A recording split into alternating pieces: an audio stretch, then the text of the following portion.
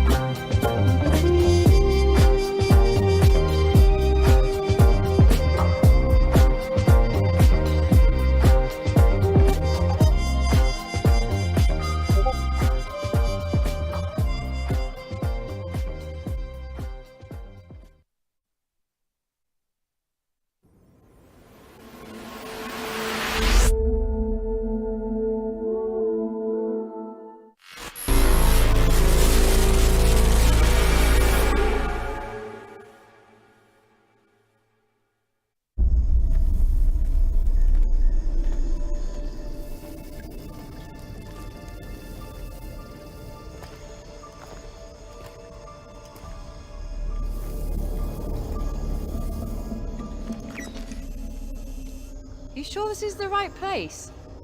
Moss has never steered us wrong before. All right, good enough for me.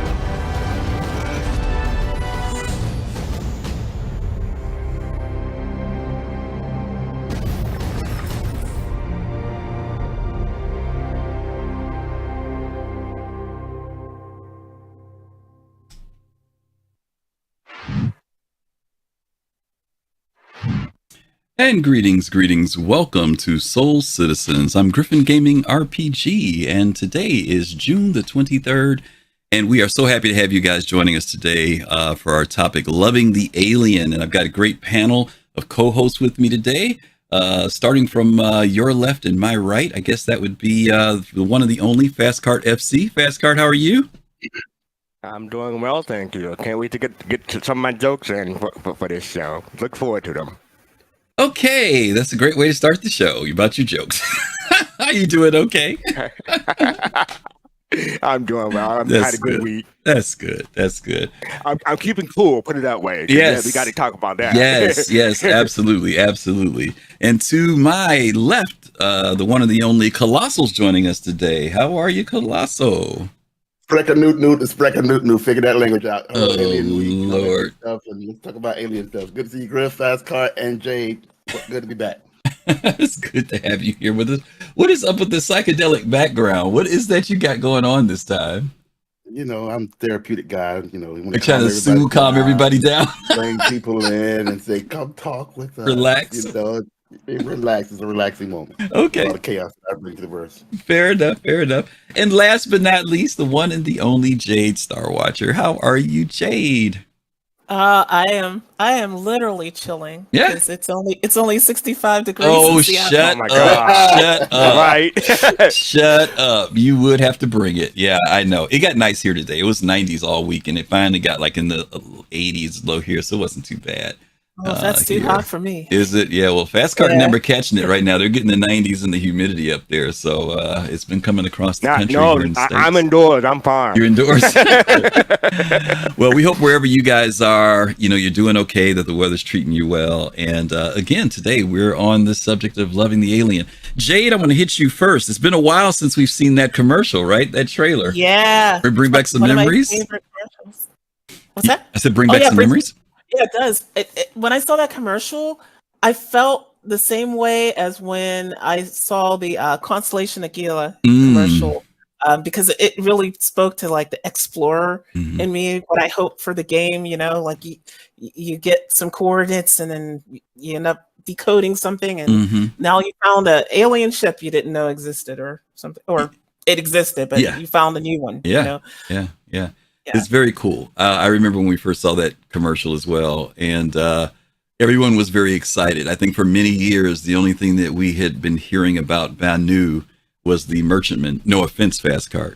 So it was interesting to see that they debuted the Defender that way, and in a very cryptic kind of way, like you said, having to dig around and whatnot, which was cool. And CIG has been dropping these little hints from the little Banu. What's the Banu thing called? The Banu.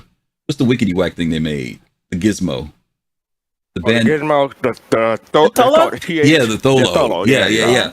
They've been introducing these little hints and things when we saw the Banu artifacts, just cool stuff that they've been leading toward. And so today we're going to talk a little bit to you guys about the lore that we are mostly familiar with, and then we're also going to be sharing some conversations with lore that we don't really talk about, or you don't hear very many people talk about. So hopefully everybody will learn a little something today. And of course, chat, anything you guys can toss in, we would love to see it. Especially, don't forget you can ask questions by clicking on the little eclipse down there below the chat box, and we would love to hear from you guys as well.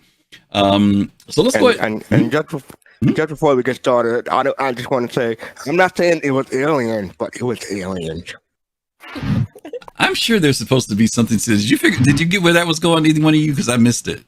I got it. What was that a reference to? Yeah, Georgia from the Ancient Aliens franchise on the History Channel. Oh, God. Yeah. Okay. That's all I'll say. It's okay. It's a meme. Fair enough. I'm getting old. I'm not going to be mad because I missed it. Okay. All right, let's go ahead and jump into this. We're going to talk about some of the things that are, like I said, familiar to everybody. So just kind of bear with us, and maybe we're not going to cover the whole 9 yards about these races because there's so much to them. But we want to do more of an introduction to them, and then we're going to put the links in so you guys can follow up. Don't forget to use the Galactopedia. Almost everything that was pulled for the show today is in the Galactopedia, and of course, there's stuff that CIG has done over the years and many of their lore stories that elaborates on these races too. But for now, we're just going to give you guys synopsis because we're going to make a bigger conversation about this. But before we do, let me ask this question before we jump into that. Alien Week culminating, wrapping up. Jade, did you do anything with Alien Week? Were you okay with Alien Week? Disappointed with Alien Week? Was there pluses, minuses to it for you this year? I will say that there was a plus in that we got an official, like, decode this thing. Thing, because like usually when we get those, there was nothing, you didn't get anything for doing it, right? But this year you got something for it, and I like that. I didn't cheese it like a lot of people. I didn't go on Reddit and just enter the code. I actually, I wanted to figure it out. Yeah, you did the work, huh? Okay. Yeah, so that's my positive. I don't know that I have a negative. I would say that I would love to see something in game. That has to do with Alien Week that isn't just going after terrorists that hate aliens. Yeah. But that's for the future. Yeah. Okay. Kelosal, how about you? Do anything for Alien Week? Did you purchase anything? Did you try anything? No, I got you, CIG. I kept the money in my pockets. They were zipped up, buddy, on this one. I didn't purchase anything, okay. But it's always a plus. When you ask what was a plus, mm-hmm. It's always a plus when you involve the community, mm-hmm. and their events that they had around the community was a plus. Mm-hmm. Asking the community create different types of foods and things like that. Hopefully, that goes into the lore, finds its way into the lore, or something like that. Yeah. That the players were able to create. So it's always a plus when you involve the community. Yeah. Of course. Xenothreat was an accommodation of that. Mm-hmm. So it's and I participated in that piece. But other than that, mm-hmm. I just basically watched everybody else play the game in terms of what they were doing with Alien Week. I hope they had a good time with it. Okay. And fastcart. Oh, you do some armor? Yeah. Yeah. Fastcart, how about you? Did you do anything for Alien Week, or did you just sit back and be a spectator this year? I know you're the Mr. Banu. I'm mostly a spectator, but I am going to get that new Defender paint, the one that looks like silver and a little bit of red in it. I forgot the name of it, but I'm probably going to pick that up in a bit. I haven't picked it up yet, but I'm definitely going to. I noticed it because I was doing Soul Talk and going through the script thing, and I was like, "Ooh, that looks nice." So I'll probably pick that up soon. Okay. Let me throw a question to you guys, because Kelosal brought up Xenothreat, and we're going to get into this thing about aliens a little bit here, but I want to ask a question. And I was having this conversation with some of the folks in our Discord a few days ago. My question is this. There were a lot of people who were talking about why are they doing Xenothreat again, right? It's the same thing. For those of you who did do Xenothreat, Cody, Bart, thank you so much. It's Thrakazog. Oh, it's Thrakazog. Oh, gave it to Cody Bart. Okay. Thrakazog, thank you so much for the community sub that went out to Cody Barter. Thank you so much for that, Thrakazog, as always. I always still look at whatever happens within the persistent universe as being our test bed still. And my question is, what are they testing? A lot of people are looking for the events, the dynamic event, but the dynamic events to me always are about testing something. Sometimes it is improving something that CIG is working on, but sometimes it's also tied to something else down the road. And I guess my question was, amidst the feelings of why are we doing this again, or is it, it's the same old stuff, there were some changes. Two of the greatest changes to me were, one, it was much more difficult. The AI were kicking butt and taking names. And secondly, the being able to board the Idris and take the Idris, a fully fleshed out interior, being able to fly it, crew it, all that, instead of the Idris that didn't have any interiors. It was much easier to do. You didn't have all the funkiness that we had in the past with stealing the Idris. Technically, we didn't. But my question to you guys is this. Do you see that this testing is not about Xenothreat, but possibly more about when we get into other places like Pyro, where we have to start dealing with these different gangs, these other groups that may be in some way or other encroaching, or we're encroaching on them, raiding parties, things of that nature? Because I think this is way more than just the Xenothreat thing. Anybody got any thoughts on that? Guess not. One thing they're probably testing is the new missile. They changed how the missiles work again for this patch. I believe that they put it in. So they're trying to get some analytics for that, hopefully. Okay. Anything else? Or maybe I'm alone on this. I just think it's more than just refining Xenothreat. I see it as refining that type of gameplay in other aspects of the game, not just Xenothreat. It could be many things. I mean, it could be all of that incorporated into one. It could be the fact that they didn't want to throw out Pyro yet, and they wanted to go ahead and put in Xenothreat in the Stanton system because that's a little bit more of a stable system and stable tech that they have. It could be, I mean, obviously they have some things that are improved, and they brought in new tech and things like that and so forth. So it could be a trial basis of that too. It could, I mean, it could be so many. I mean, we'll never know. I mean, I appreciate the fact that they gave us Xenothreat, and this time it was in the Stanton system. I mean, based off of the lore and based off of that, I mean, it would be kind of hard for me to see Xenothreat coming into the Stanton system. So there has to be a more of a reason for them to go ahead and implement that. And obviously, it's because Stanton is the only system that we have in game right now. Right. Until Pyro comes out, but we'll see. It just could be a lot of things. CIG really hasn't stressed on why they decided to go ahead and do that, other than the fact that Alien Week was out. Yeah. Well, we also, this is the first dynamic event we've had with the new weapons handling, looting systems. So it makes sense that they want to test all that out at scale. Right. And again, I'm nothing against what they're doing that exists in Stanton. I'm just wondering if it's connecting to something much bigger, like the gangs and other things when we do go to Pyro, that those things are working. If we know we've got them working here in Stanton, when we do go to Pyro, we will have gotten over some humps and we won't be doing so much testing in Pyro as much as we know it's been tested here in Stanton. So I was just curious because it was tied into Alien Week.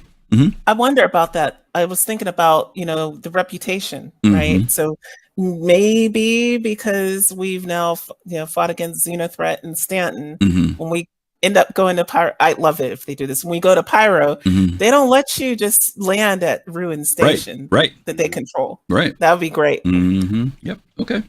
All right. And Zombie brought up a service stress test for NPC capture ship. So getting analytics for people taking over the Idris and stuff like that too. Yeah, there was a lot going on out there. For those of you who got a chance to do it, it was. I mean, I don't know how easy it was for some people. Some days it was easier than others, but there definitely needed to be greater cooperation with doing the missions this time. We couldn't find a really good shortcut. We found something that kind of worked, but even when we tried that, it was 50-50. But we did get a chance to, and I'm sure some of you guys did too, got a chance to take an Idris. In fact, we took an Idris one night, flew it around, and we gave it away to somebody else who was still on the game because we were like, okay, we're going to bed. So we told them to meet us on the ice lake at Microtech and said, here's a free Idris.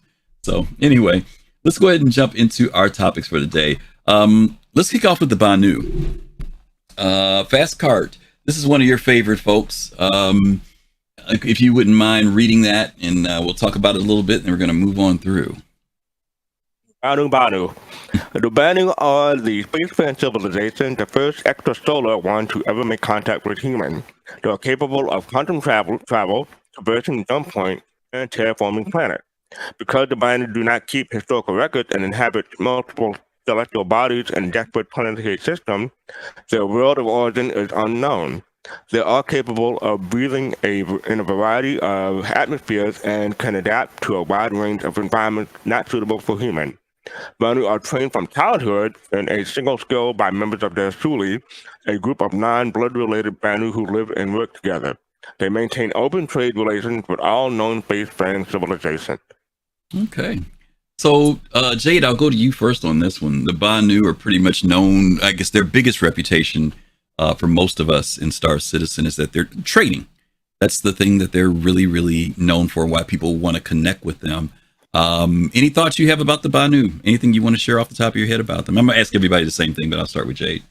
Yeah. So I love the whole lore about first contact day, and this was the first species we contacted. Yes. And a lot of people don't know that could have gone a whole different way because Vernon Tarr. Well, tell people real quick what happened. Just real quick. Just make a quick tell them real quick. So real quick. So this guy saw a ship he couldn't identify, and he got scared and he shot at it, which is, very human. And lucky for him, the Banu, they prefer to trade rather than fight. So we didn't have a interstellar crisis. Yeah. Go ahead. Yeah. And the rest of that is, well, let me ask you this. Is there anything in particular that you look forward to about the whole Banu thing coming into the game? Oh, I look forward to being able to go to like their places, like the planets that they inhabit. Mm. The Elysium system Mhm. is like one of my favorite places in lore that I'd like to, go and hang out. Mhm. So I'm looking forward. I mean, anywhere in Banu space. The first place that they put in the game that's a Banu system, I will definitely want to hang out there a lot. Plus, Okay. they like loud music Yes. and Sadaball. Yes. And Very Sadaball, true. yeah, And of course, Sadaball. yeah. Okay.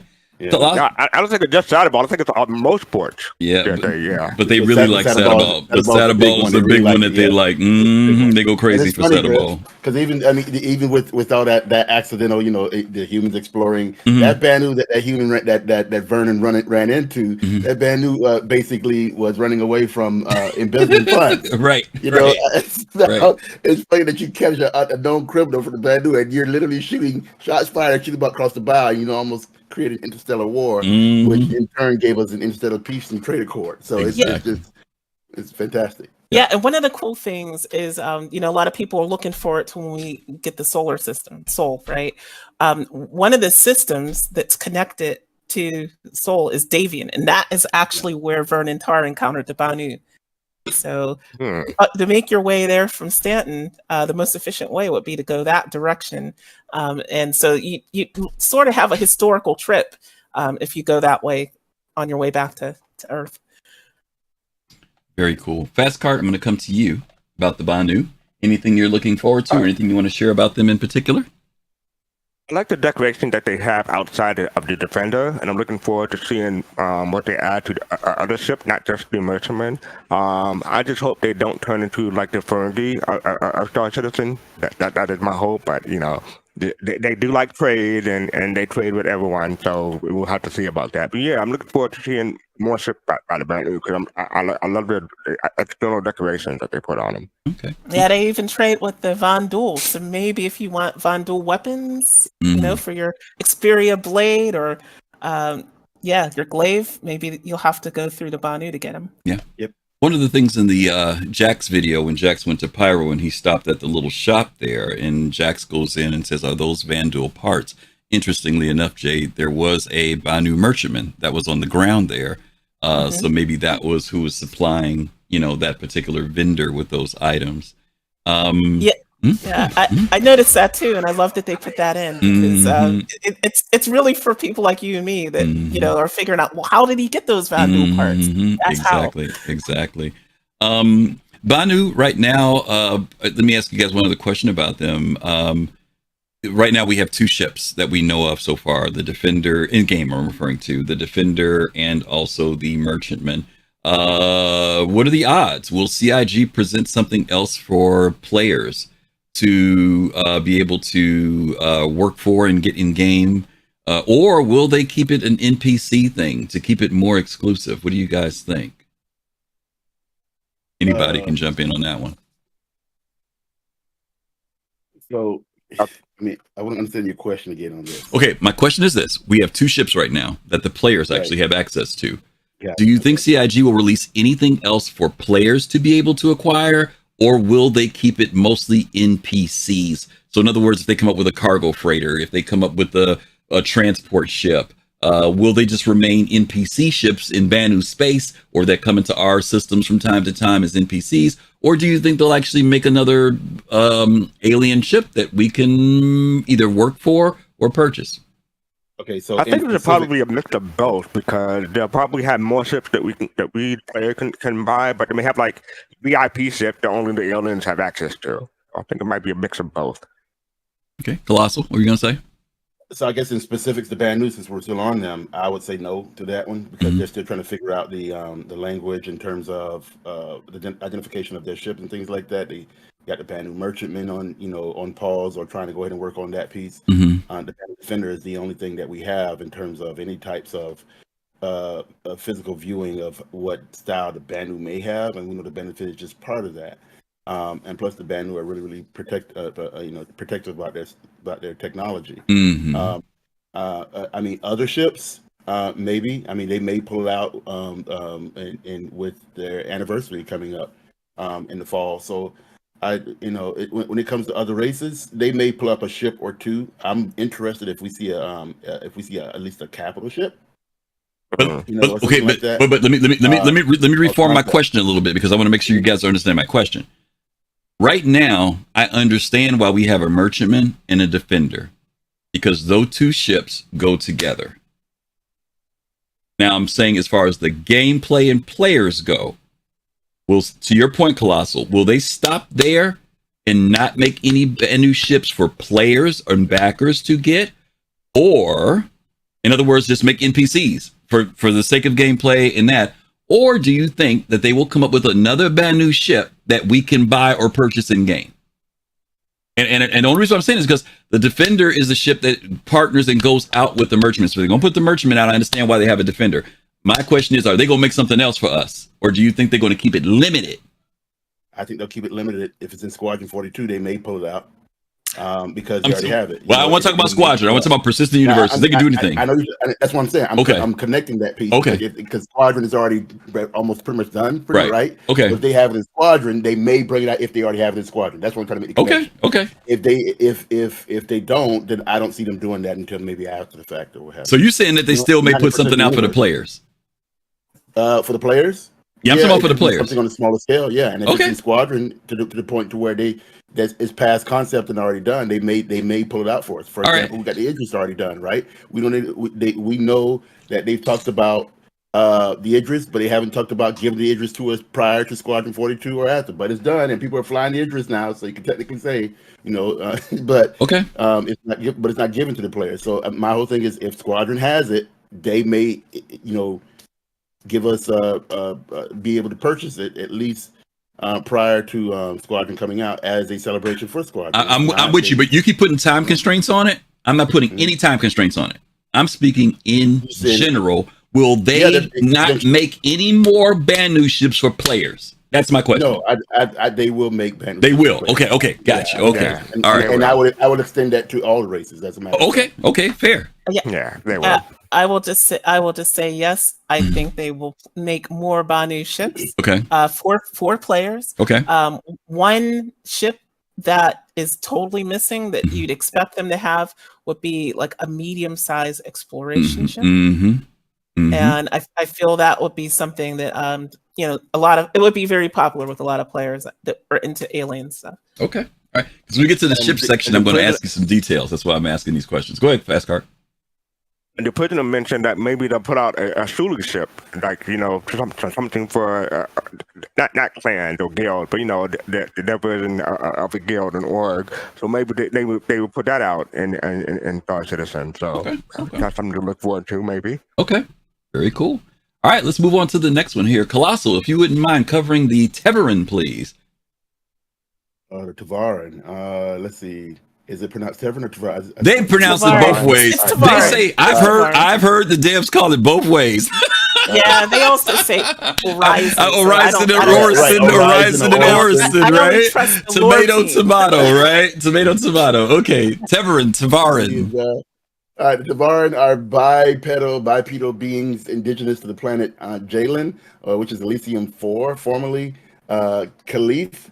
In 2541, a human researcher named Dr. Kalar, I won't keep wanting to say Kalar, but Dr. Kalar Lynch discovered a jump point into their system. At that time, the Tevarin were capable of space flight, quantum travel, and had highly developed shielding technology. Their society was martial, built around warrior ethos of Rejora. The Tevarin attacked the United Planets of Earth, the UPE, upon first contact and sparked the Tevarin War in 2551 to 2546, which they eventually lost. Their system was annexed into the UPE, and humans set up colonies towns on the Tevarin homeworld. Surviving Tevarin were either absorbed into the human society or spread outwards in diaspora. After the Tevarin War, 2603 to 2610, ended a similar defeat, and the majority of Tevarin renounced their culture in a movement known as the Tevarin Purge, and fully assimilated into the United Empire of Earth, now the UEE.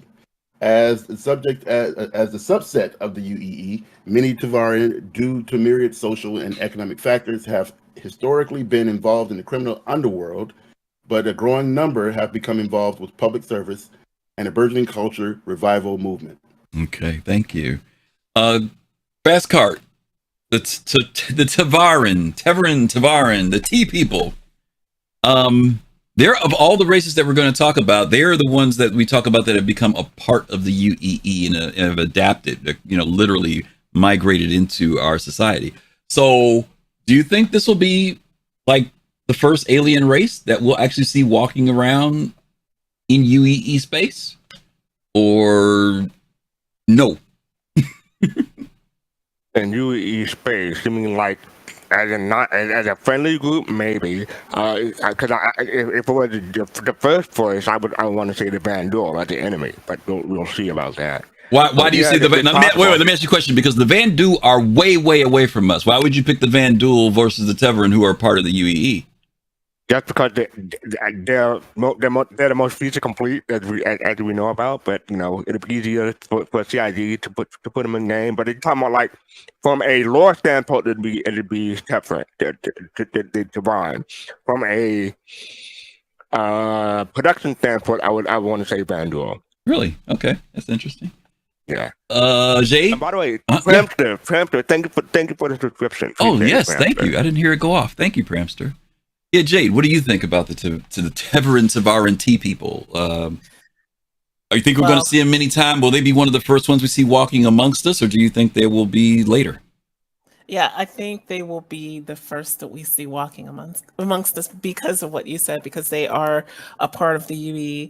And I feel like we keep getting this really skewed UE-centric view of how the First Tavaran War started. Mm-hmm. What people don't realize is that we had expanded into their space. Mm-hmm. And they attacked us because we were colonizers. Mm-hmm. So I take great issue as a Levski resident with the way they're portrayed in UE history. And when you go to Invictus and you read that timeline, that very first thing with the First Tavaran War, I wish I had a spray can so I could correct the history of that. But anyway, I just went off on a tangent. The people of Levski are speaking, y'all, so y'all can hear she's role playing. She's role playing her role. She's doing it. She's doing it right. All I gotta say to the UE is liar, colonizers. Anyway. I look forward to seeing the Tavaran, and there's some really cool lore that people might even remember from the 2950, which was in our 2020 Imperator election, right? Mm-hmm. There's a group out there that's pretty bad, kind of like Xenothreat, called Nemesis. Nemesis, yeah. Right, and their whole thing is they do voter suppression. Mm-hmm. So even though the Tavaran are totally a part of the UEE, and we're all supposed to be this one happy family. I'm not in the UEE, but those of you that are don't believe the lie that everybody's all happy, because the Nemesis group tries to make sure the Tavaran can't go to the polls to vote. And why is that? Because they've got a senator now in the UE Senate that's Tavaran named Kosi. In fact, probably in the next Imperator election, he'll be up. I think he was going to run the last one, but something happened. But anyway, didn't Kosi run COSI? Right? Didn't Kosi didn't? Yeah. Okay. Oh yeah, he did run. But did he make it? Did he make it through this? I don't remember. Stage? I don't remember. We couldn't vote for him. Okay. So, That's a major diplomatic blow up for Addison on that one. Yeah. So we couldn't vote for him because he didn't make it past the first stage. Okay. But that's just something to watch, and it just shows you how rich this lore is with the Tavaran, and their assimilation into their forced assimilation into the UE. Yeah. I'm laughing at chat because someone asked, "How did Jade know this information?" Yeah, we're doing a show next week on lore too, guys. So make sure you guys come back for that one. That's going to be really good. The thing I wanted to say about this too, Jade, is the fact that they talk about how you've got these two distinct groups of people: the people who are doing their best to, for lack of a better term, assimilate into the culture.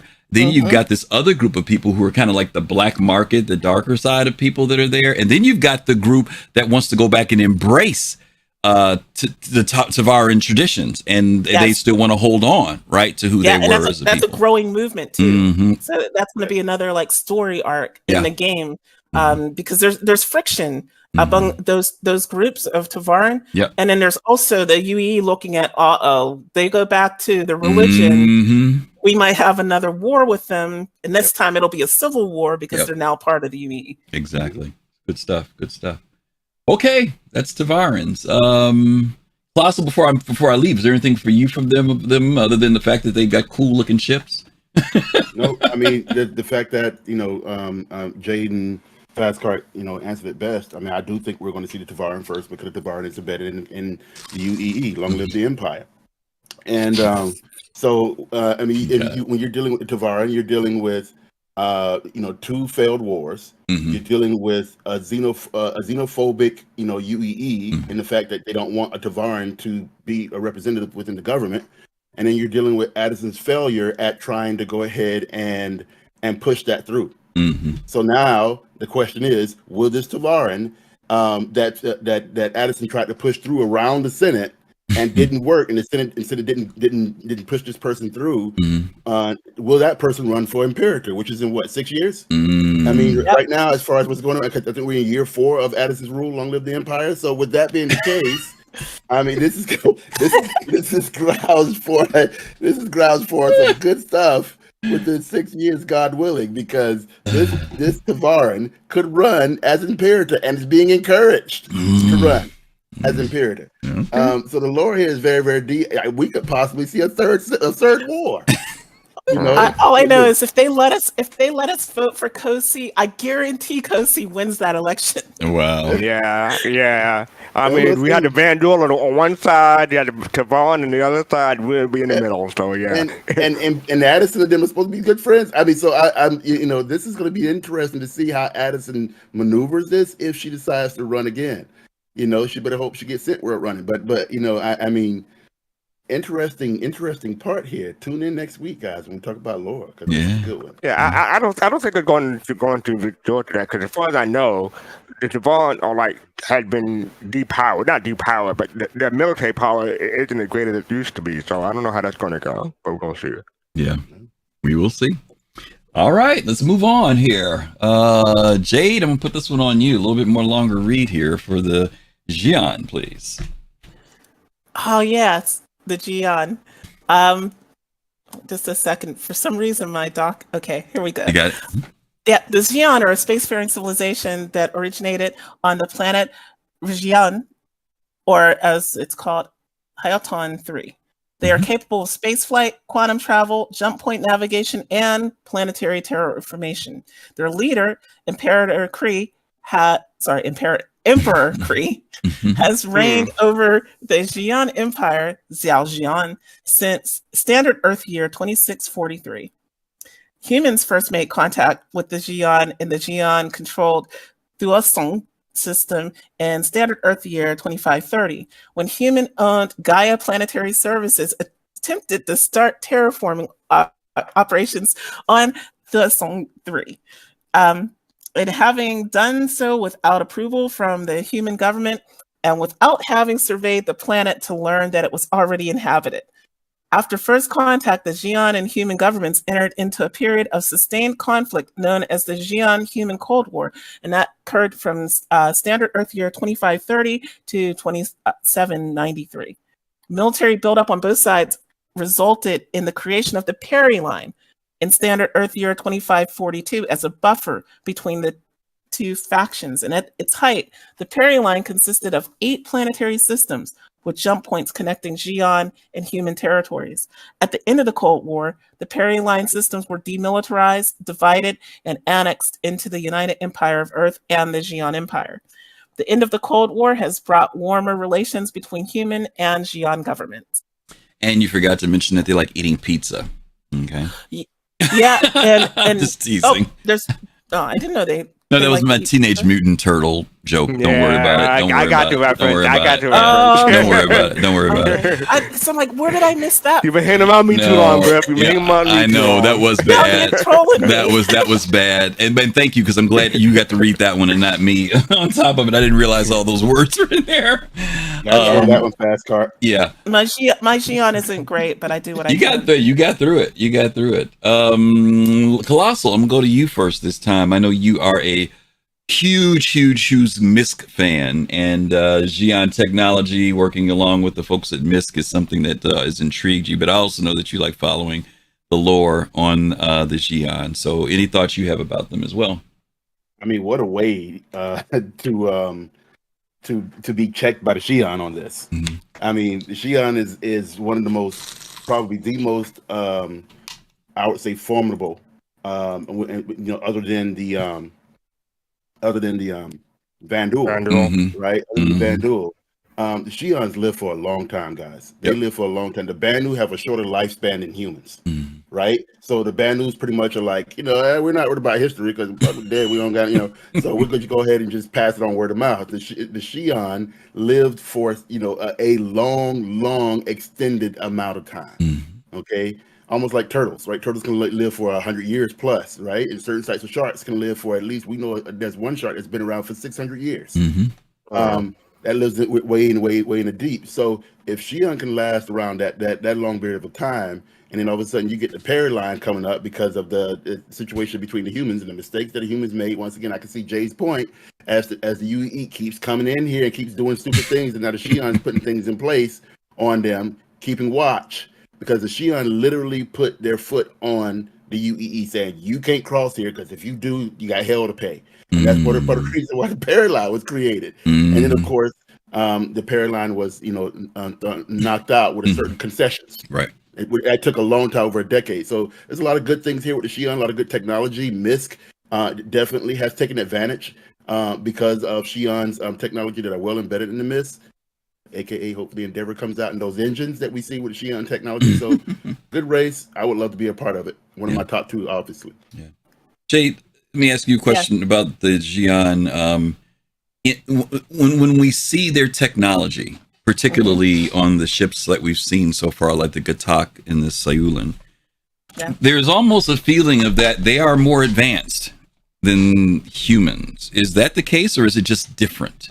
Oh, no, they are more advanced than humans. And if you want to know how much more advanced, we launched our first satellite into space in 1957, right? The Xi'an became a spacefaring civilization in 30,000 BCE. Okay, so take 30,000 and then add 2954 onto it. Yeah. And that's how far ahead they should be in terms of their technological spacefaring prowess. Wow, we just got a raid from Yo-Yo Meg with 45 viewers. Yo-Yo Meg. Hey Meg, how are you? Hope you had a great stream, and happy to have your folks come by and hang out with us this evening. Thank you guys for being here, Raiders.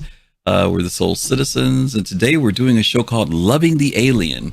We're talking about aliens in Star Citizen, the lore, all the background, the races, the ships, all that good stuff. So thank you guys, and hope you guys can hang out with us this evening. Good to see you, Meg. Hope you're doing well. FC, based upon what Jay just said about the technology and their advancement, how come they're not kicking our butt? They're more peaceful than that. I mean, maybe they've achieved a level of enlightenment that they don't need to conquer, or maybe they just want to conquer via consumer or marketing rather than military conquest. That's an interesting. But the measures were the reason why. Oh, stop, Kelosal. No, he was.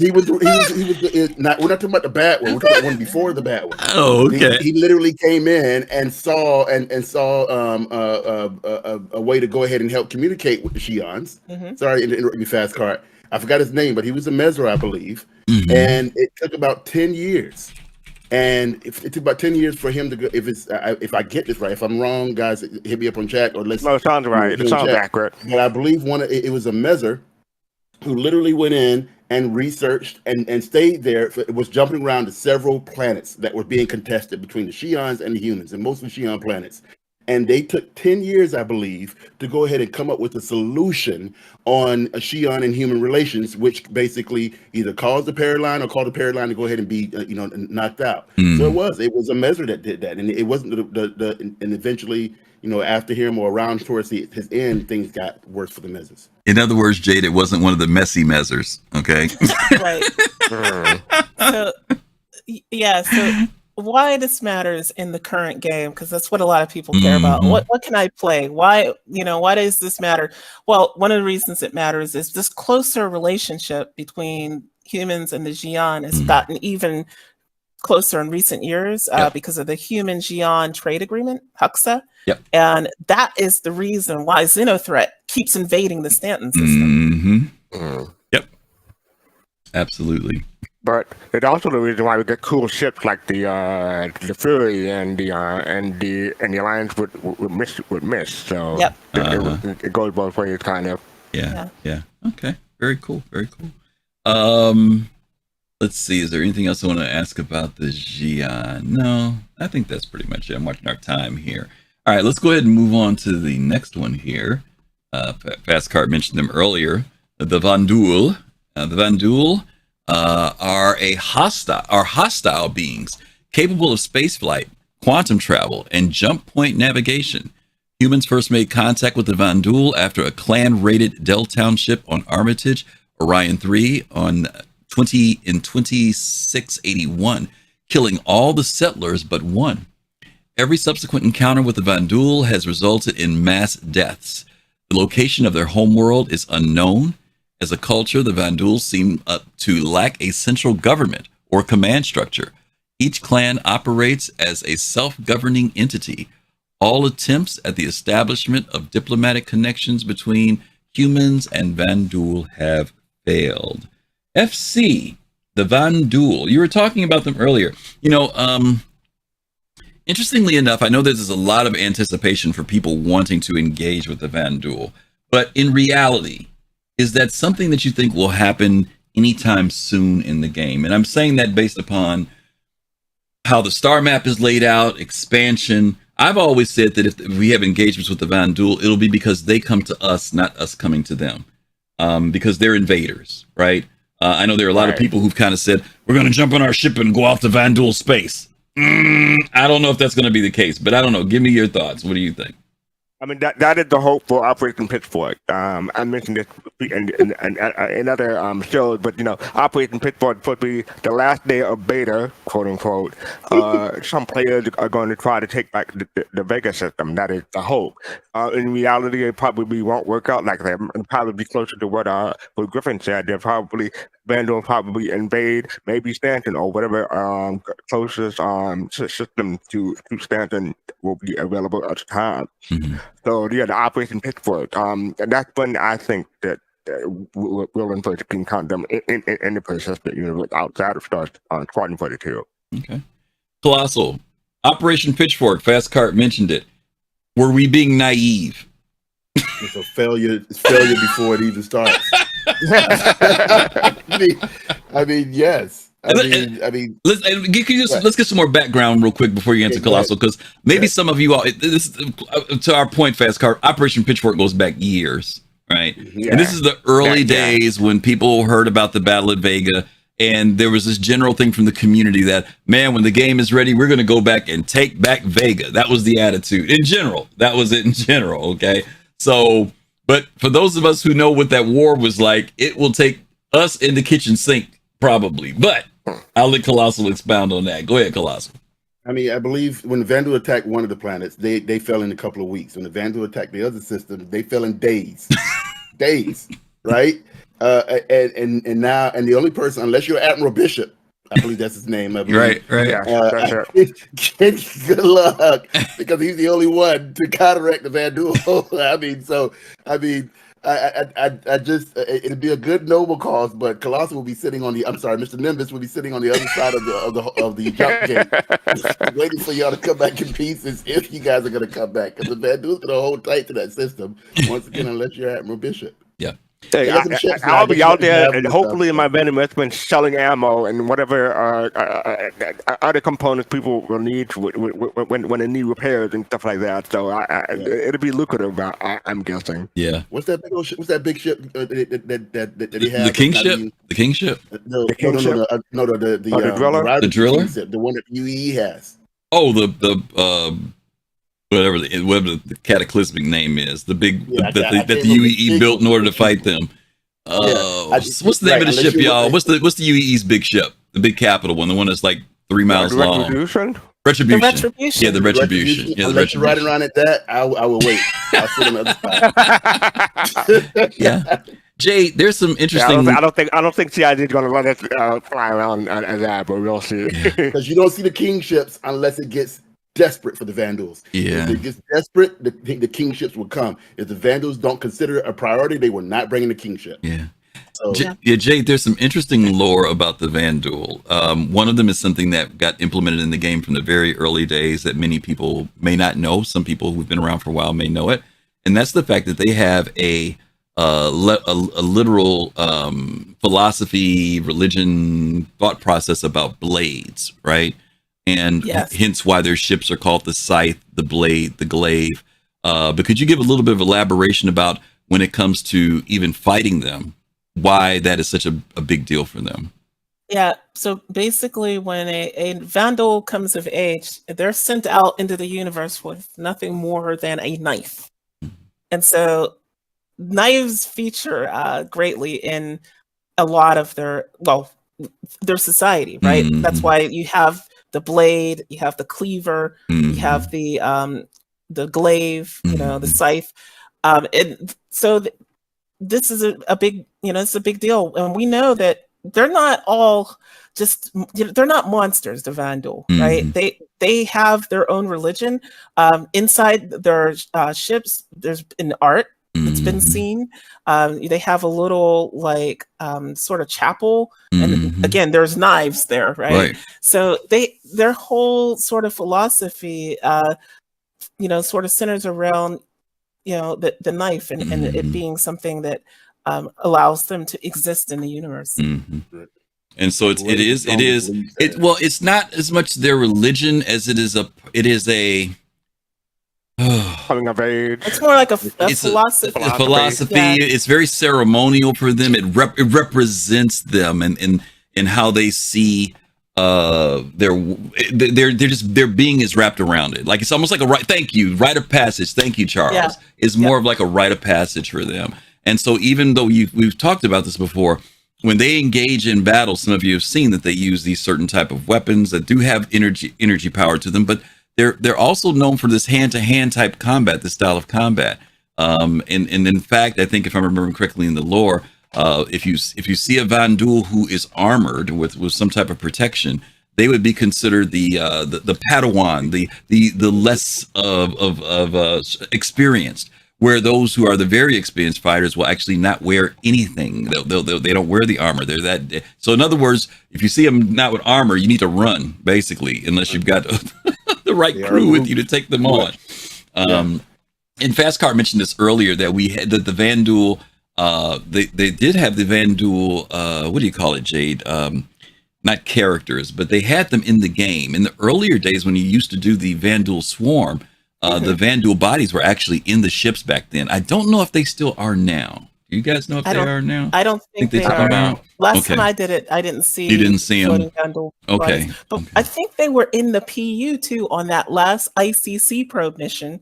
And for people who don't know, there were these missions where you went out. They were basically missions where you had to go out, see what a beacon was this distress beacon was activated for, and on the last mission you actually encountered the Vandal. I remember that.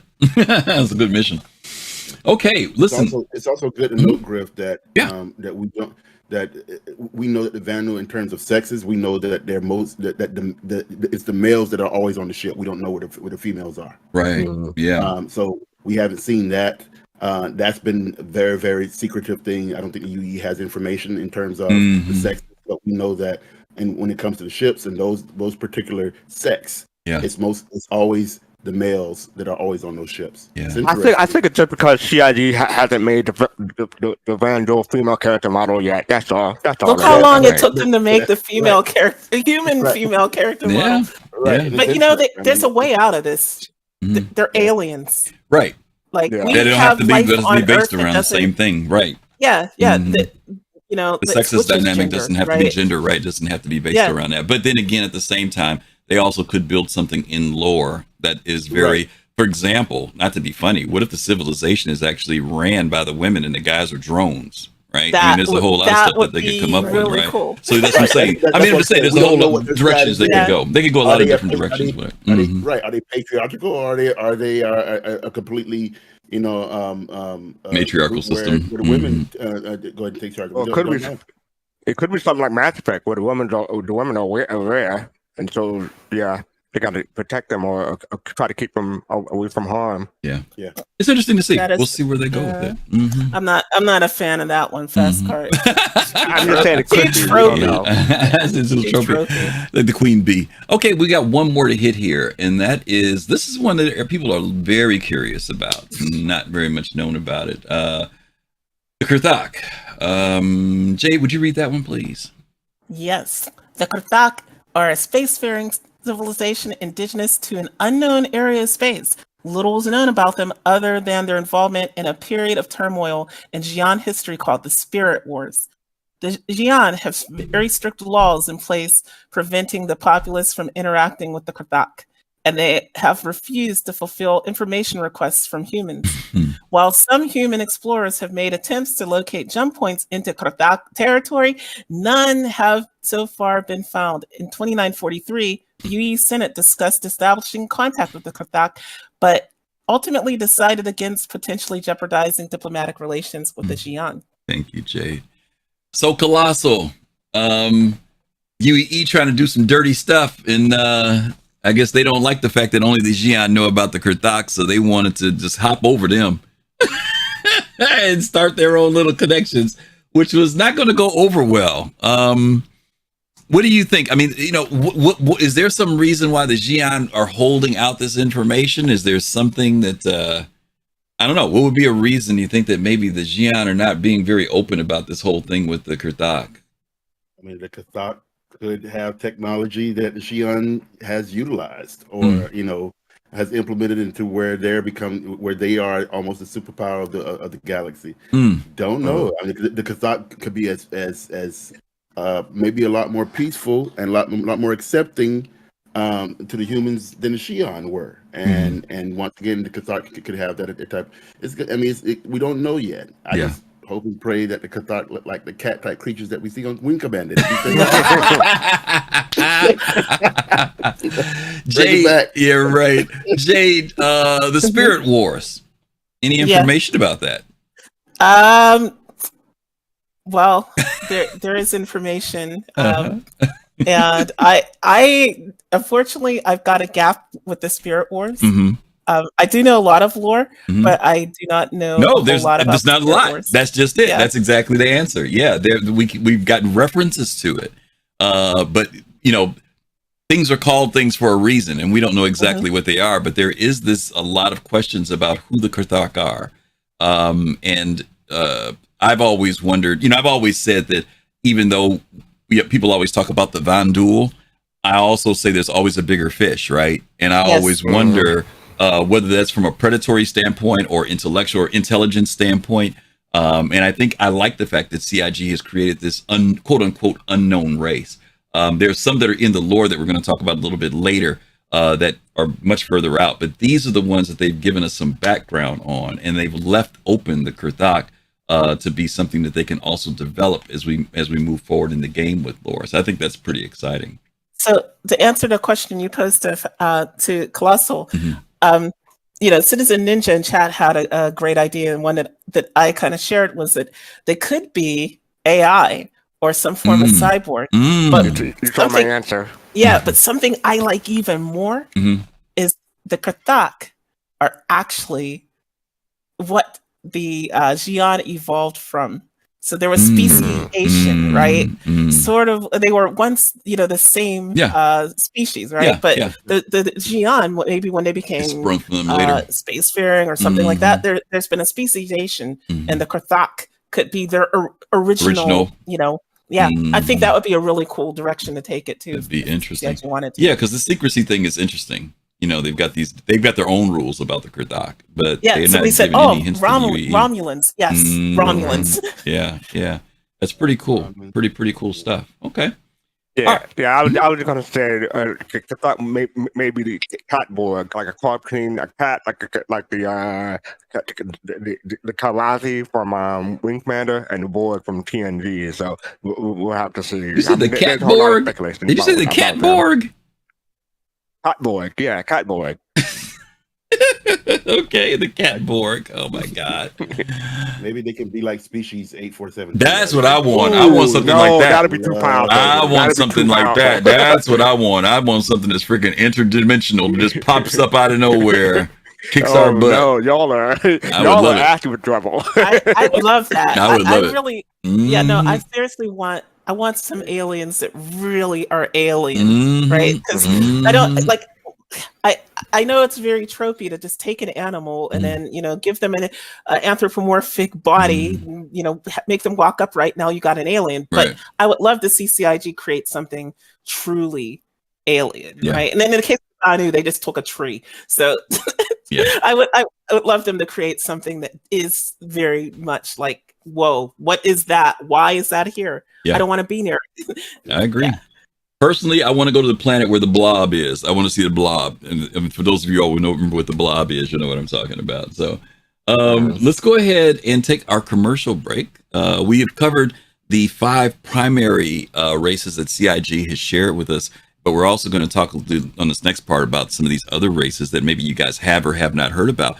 Really interesting stuff. And this is room for CIG to expand further. Now, some of this is going to be about previous civilizations, but some of it will be about some potential stuff possibly too. So we're going to hit that in just a second. So we're going to take our commercial break and then we're going to come right back. This is just 1 minute. So hang in there with us, gang. As soon as I find my commercial button. Where's the commercial button at? That's the raid button.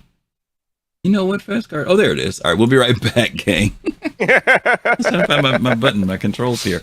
Steve McQueen's the blob prisoner. To those of you who are on with us still, thank you. You guys are our subscribers. If you're able to see us still, thank you for supporting us and being here for us. As always, we always appreciate you guys being here with us. The next sections that we're going to hit, as we mentioned, are areas that Jade shared with us. We're going to be talking about a lot of other groups that, again, maybe you've heard of. Some of them I guarantee you've never heard of. And then we're going to be talking about how does this whole alien thing affect us as game players? Whether this is just all theory and talk and lore, or whether or not there's actually going to be impact on us as game players with this stuff. So just kind of hang in there for that. You guys got anything you want to share to the subscribers, or just going to sit there and wait for the clock to tick down? Spread the word. Tell your friends if you like this kind of content. Hit that like and subscribe button. And like I said, spread the word. We would love more people to come in on the Thursday show on Soul Talk, where you can come and talk with us about what happened in the Star Citizen universe for that week. And just spread the word. Yep. Okay. We are going to back. sit here and look pretty. Okay. We are back. Okay. And again, thank you guys for joining us today. We're talking about this Loving the Alien, talking about aliens and Star Citizen. We're keeping it in the context of what the lore and what CIG has shared with us so far. We have no idea what they may introduce in Squadron 42.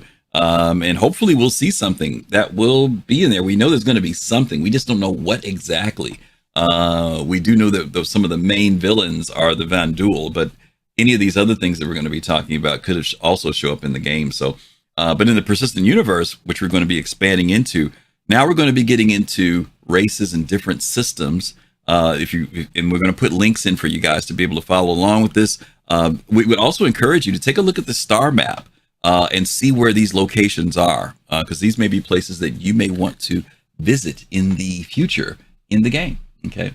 Let's go to this one first. Fastcart, I'm going to put this one on you, the Hadesians. If you wouldn't mind covering that one, please. Let's talk about them. I was just putting the link in, but yeah, I'll do it. Oh, okay. Hadithian.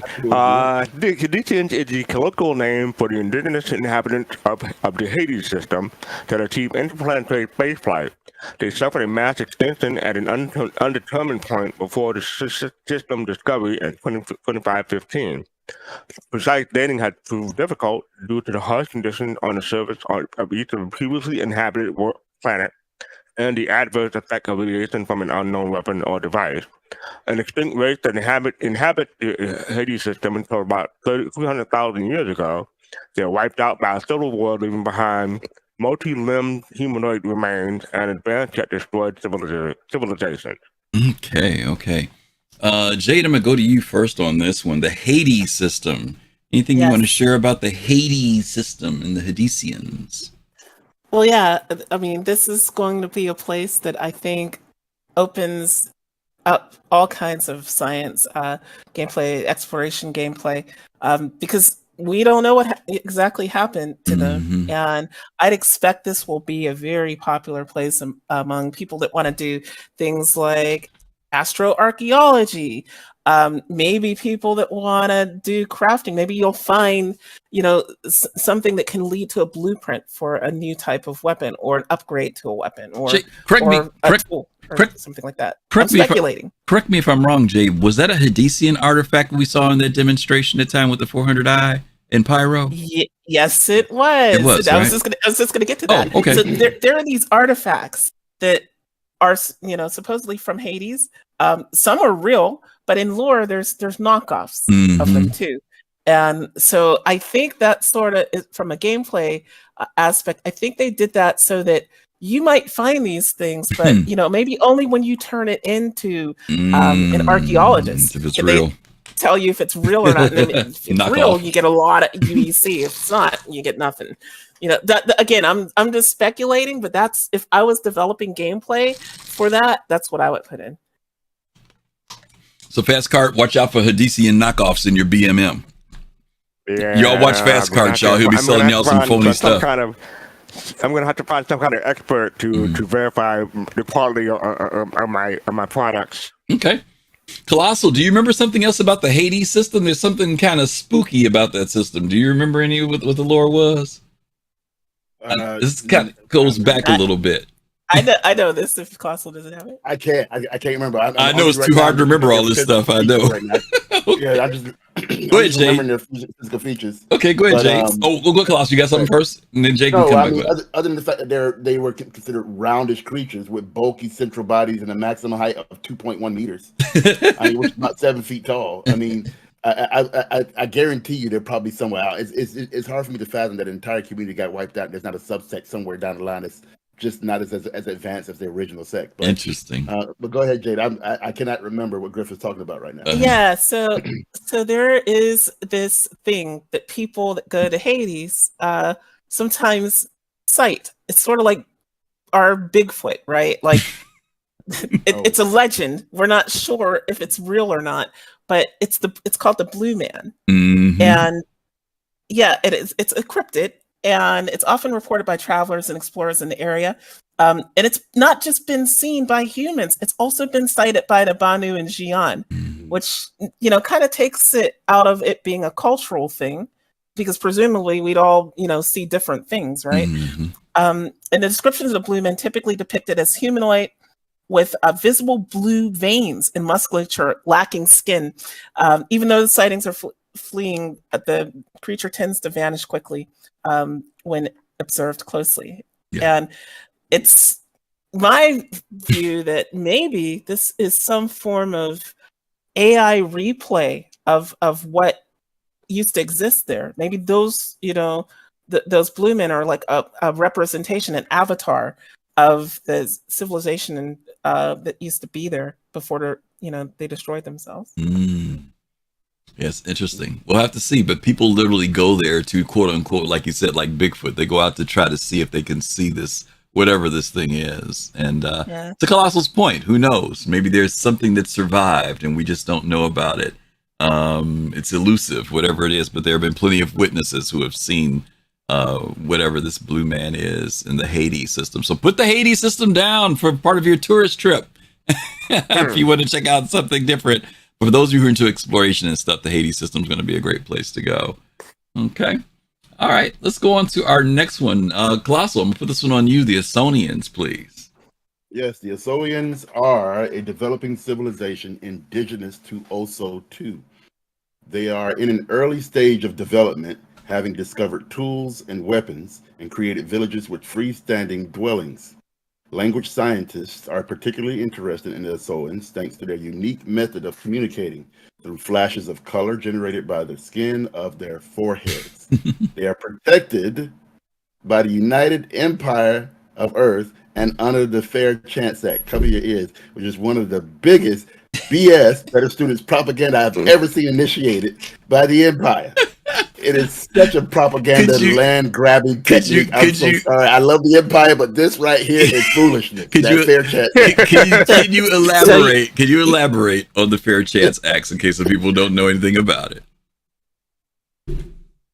Go ahead, Jake. Well, it's the Star Citizen version of the Prime Directive. Right. And unlike Kelosal, I fully support the Fair Chance Act because I don't want to go clubbing, sentient species on a planet just because I want to take the land. So I don't think it's a land grab because it's not like people are moving in on, Oso 2 to take the land. They're actually leaving them alone, or at least they're supposed to. Yeah. No, but okay, so that's one side of the perspective. The other side of the perspective, I'm giving you the other side. The other side of the perspective is that the UEE may consider that piece of land valuable for them, and so instead of having a dispute with other races who may want to claim that, they'll sit there and put that entire planet under the Fair Chance Act, which now puts them under the direction of the UEE, but the UEE does not bother them. They monitor them, but it's controlled by the UEE. It's a land grab. If the UEE, now I'm not pro UEE, but I'm just playing devil's advocate. If the UEE didn't do this, what would happen to the Xi'anians? We don't know, but we can. But what? That's a vague statement to make because that planet has been around there for centuries and eons, right? And all of a sudden the UEE comes out and like, oh, this is a valuable resource over here, and this is what they call it, a developing. What's the terminology? Developing something. Developing world.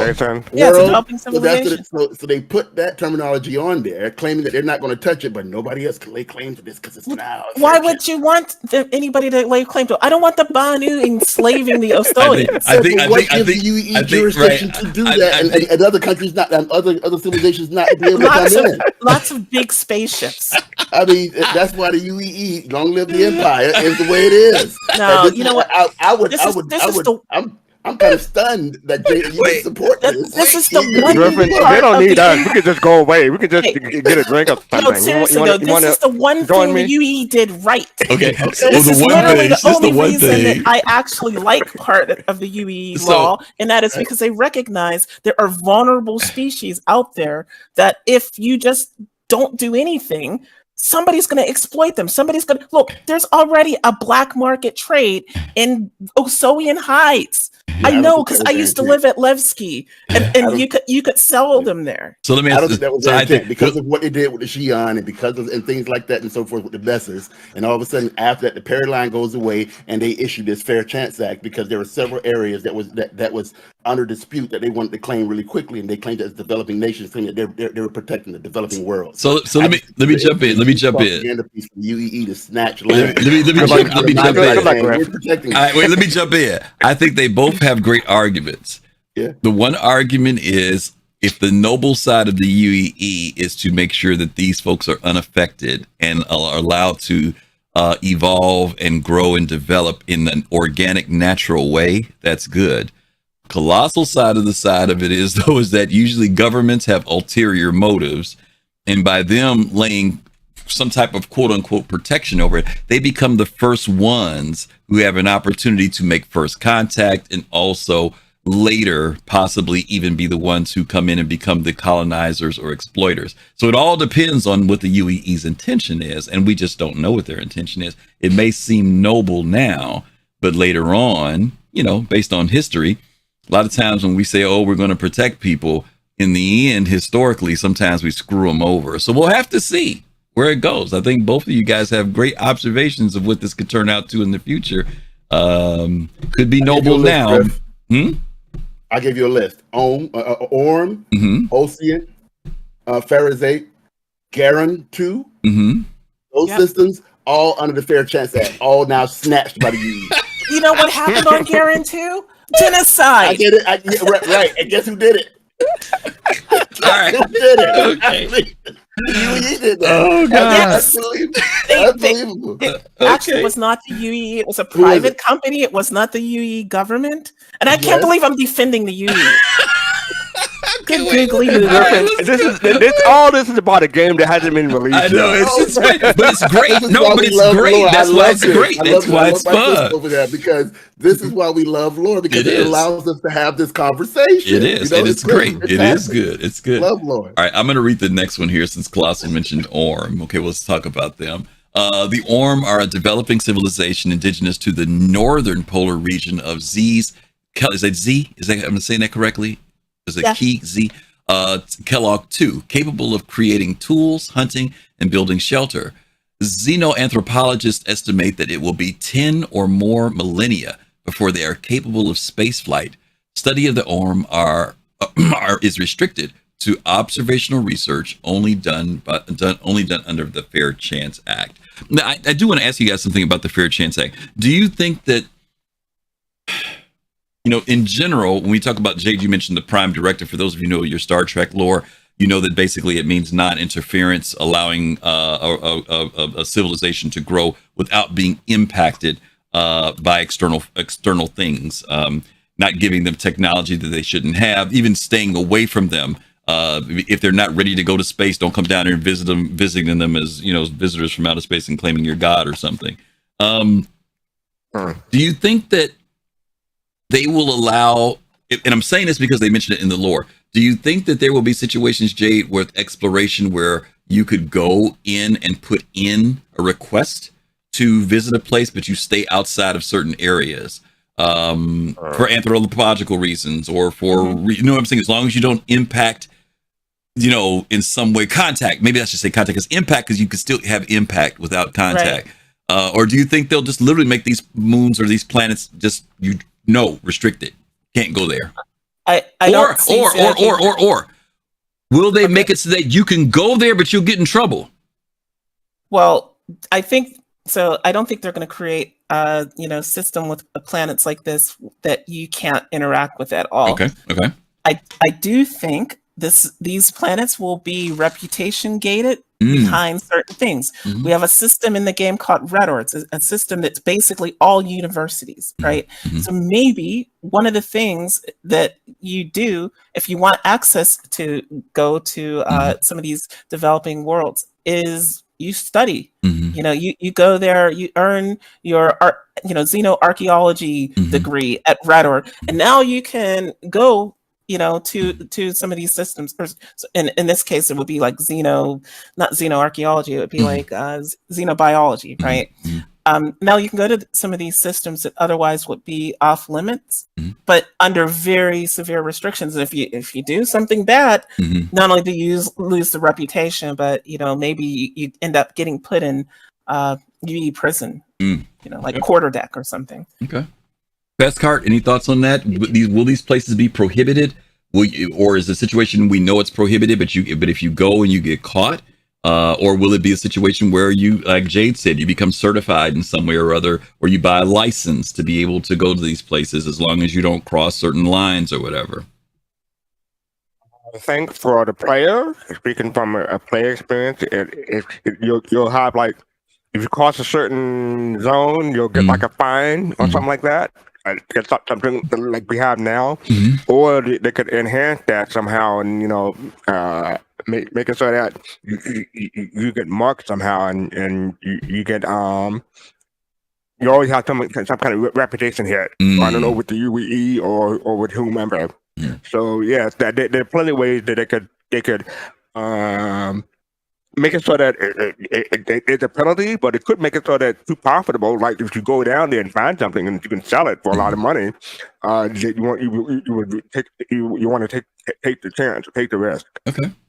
And Kelosal, let me ask you this: let's say that Orm, this particular planet Kellogg 2, is rich in minerals, right? Do you think for gameplay's sake, this will be something that, like, again, will be restricted from going there? Because even though you don't make contact with these people, you're basically pirating or, scraping their planet unbeknownst to them. Because they say these people stay in the northern region. If you're down in the southern region, will you be able to set up mining or something? Or do you think it's going to be like, nope, hands off? Because even that's impacting their world. Well, I think that the system will be, I think they're charted because, once again, it's UEE, and UEE does lay claim to it with the Fair Chance Act. I think you will be able to go into there, but I think it will be restricted. Okay. And meaning that when you go in there, you could possibly face a fine. Mm-hmm. I think you'll be able to land in those systems, land in those planets and things like that. But the UEE will basically send you notifications and warnings telling you to get out. And you're not going to be here unless you are directly an official of the UEE in some type of capacity. I believe there's lower on that. Don't quote me on that. I believe these systems are restricted, and they do tell you to get out. Or I wouldn't be surprised if they had a warning as soon as you jumped in. It's that area. It says restricted area. Do not go in. And you must have UEE license. So you probably have to do a quest, get that experience, have the license to jump in the system. That may be another gameplay loop. That could be, you know. But yeah, you could get a major in trouble if you're not an official of the UEE doing official UEE business here. To your point, Charles DCI says, I would assume that the UEE would patrol the systems and where there'd be a fair chance that I could be wrong. But yeah, it would be great, that there would be a response. And those of us who played Eve, there are ways that can happen. When in Eve, if you got attacked, if you were in high sec, the police called Concord would show up, within seconds. That could be something that they could put into the game, like you said, if you're in violation. Not only a fine, but maybe a fine is the easiest thing you get. If you stick around too long, you may get blown up. Who knows? Confiscation of your ship. That'd be painful. That'd be real painful. Okay. We see that type of gameplay in games right now. Elite Dangerous, you can't even get the soul until you get a certain until you get to a certain mission, then you can get into the soul system. That's true. Okay. You might have that gameplay in the game. Alrighty. Let's see. Genesis 2, fastcart. Give this one to you. Okay, Genesis 2 species. Genesis 2, a richly biodiverse world, is home to at least 5 species that have evolved to varying stages of development. 2 such groups, an ocean-dwelling cephalopod group and a land-dwelling avian reptoid group, are of special interest to observing scientists. Factions of the octopoids have been making incursions into land and have engaged in deadly skirmishes with some of the avian reptoids. Many observers believe this will lead to war. Ethicists, scientists, and academics are involved in the debate on whether or not to stop this war before it results in the annihilation of one or more of the groups involved. The Fair Chance Act prohibits outside interference in this development. Okay. So Kelosal, the octopuses are fighting the bird crocodiles here. This is pretty. I want to say this the right way. It sounds fanciful. Could CIG do this? Could they create races? Alien, and Jade was saying earlier she would like to see something that is much more outside of the bipedal type of alien. But here we've got some type of intelligent species. It's interesting that they mentioned octopoids because historically here and even on Earth, octopus are considered some of the most intelligent animals that are out there. And I'm not saying that's going to carry over into the game, but I'm just saying it's interesting that they picked octopus. Do you think that they'll create something like this? I mean, literal creatures. If they've ever seen the War of the Worlds, if you see the original or read the original book, they were actually more like an octopus type of species. They weren't these bipedal things that walked around.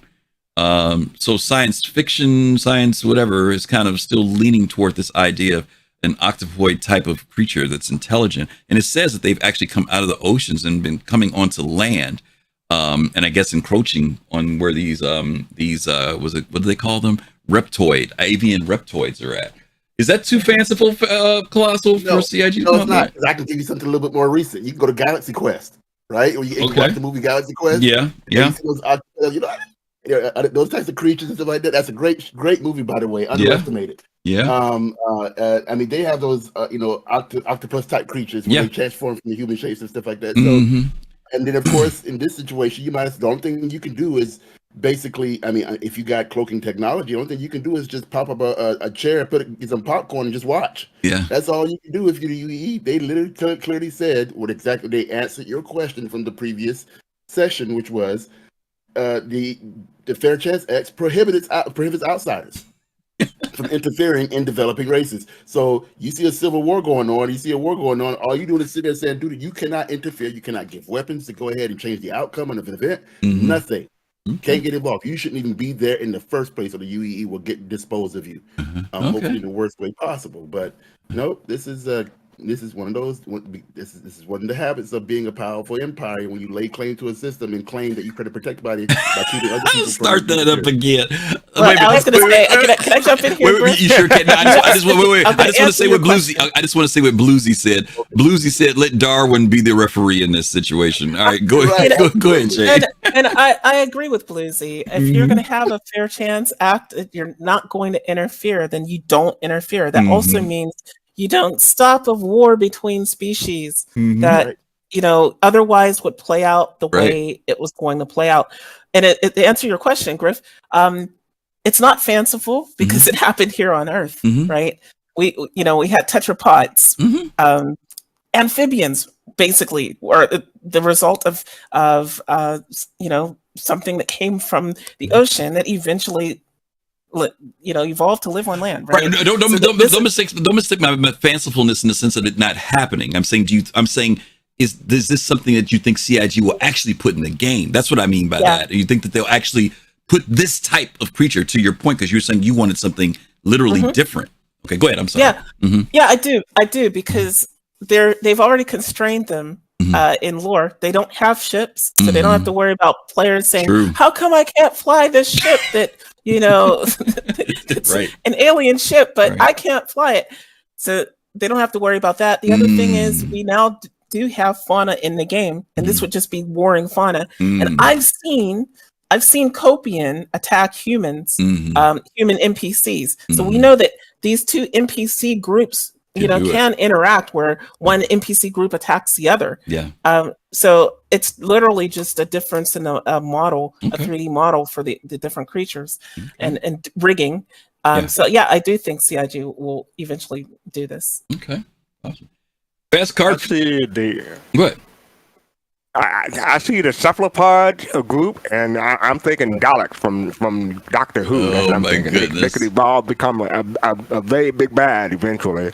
But more to your question, it's like we have a lion versus a deer. Do you protect the deer and let the lion starve? I don't. That's a philosophical, ethical question that you have to deal with, and I think the Fair Chance Act should stand and let it evolve naturally, in my opinion. Yeah, no, I think everybody's in agreement with that. Non-interference is important for natural evolution, and the impact, even when your intentions are good, your impact is totally unforeseen. Even the smallest thing can maybe cause a catastrophe, even though your original intentions are good. So, yeah, I think that makes sense. Let's go to Kins 2. And Kelosal, I'll go to you this one. Could you read that one for Kins 2 Civilization? I was just responding to Mr. Let's talk about. Well, no, you go ahead and do that. I'll let Jay do it because Jay. I got it. I got it right here. Okay. He was talking about the reference to was it Land of the Lost with the sleep stock? The Lost Civilization of Kins 2. Yeah, sorry. All right, so we're on Kins 2. All right, Kins 2 Civilization. The Lost Civilization on Kins 2 with ruins discovered by the Banu. Kins 2 is the second planet from the sun of the Kins system, Banu Protectorate, a world with a natural oxygen-nitrogen atmosphere. It is the home of the largest indentured servant market in the Protectorate. Its largest cities historically have enjoyed a low crime rate, but as human visitors have increased, so has the frequency of criminal activity.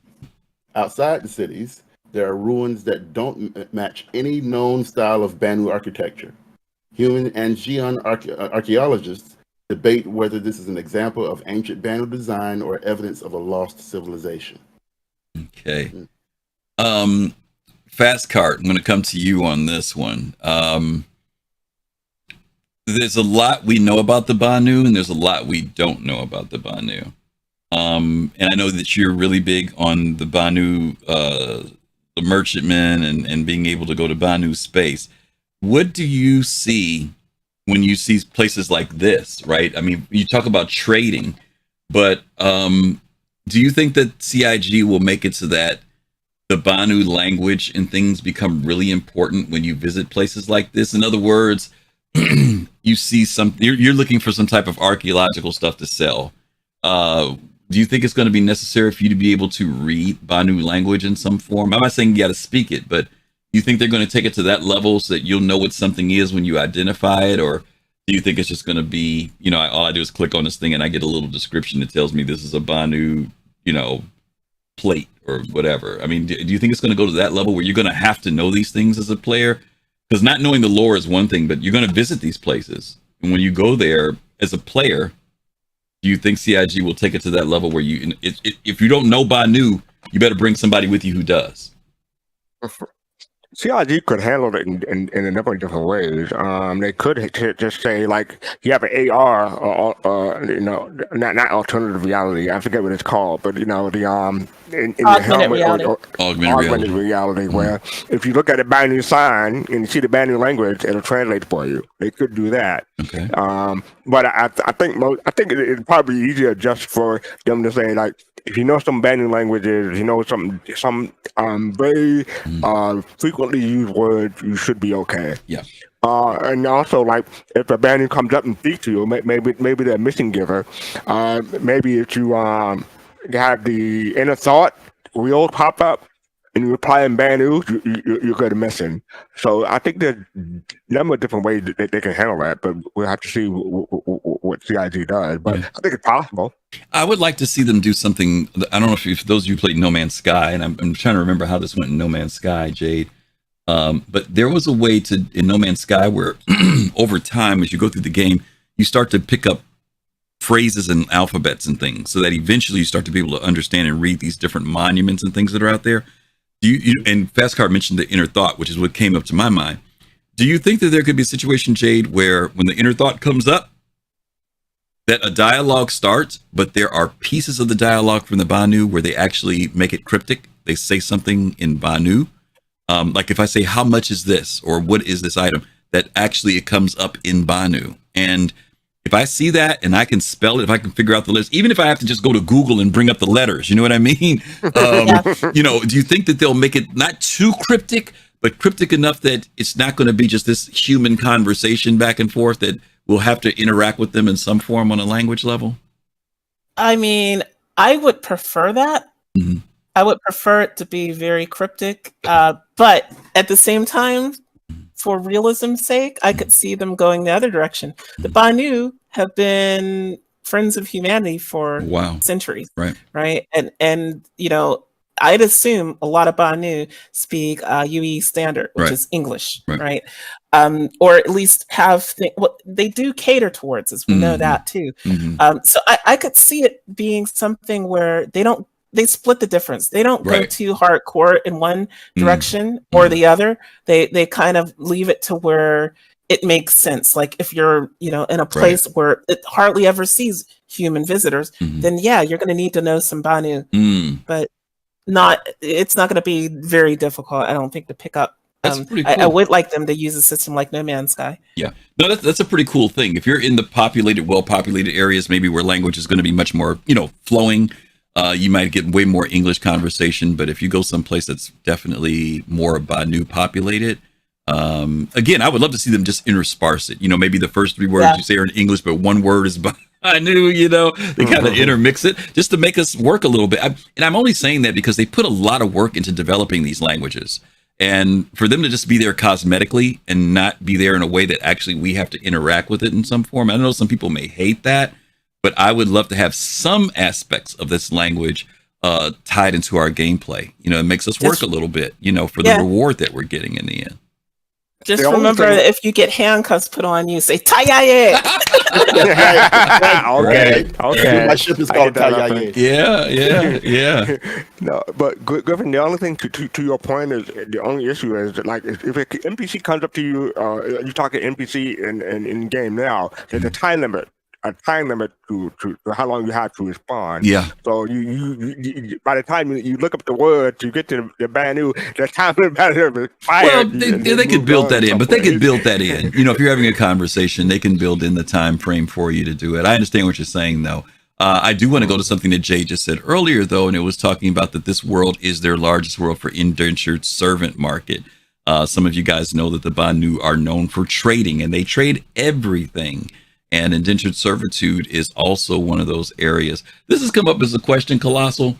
Will that be a factor for us? Will we be trading NPCs?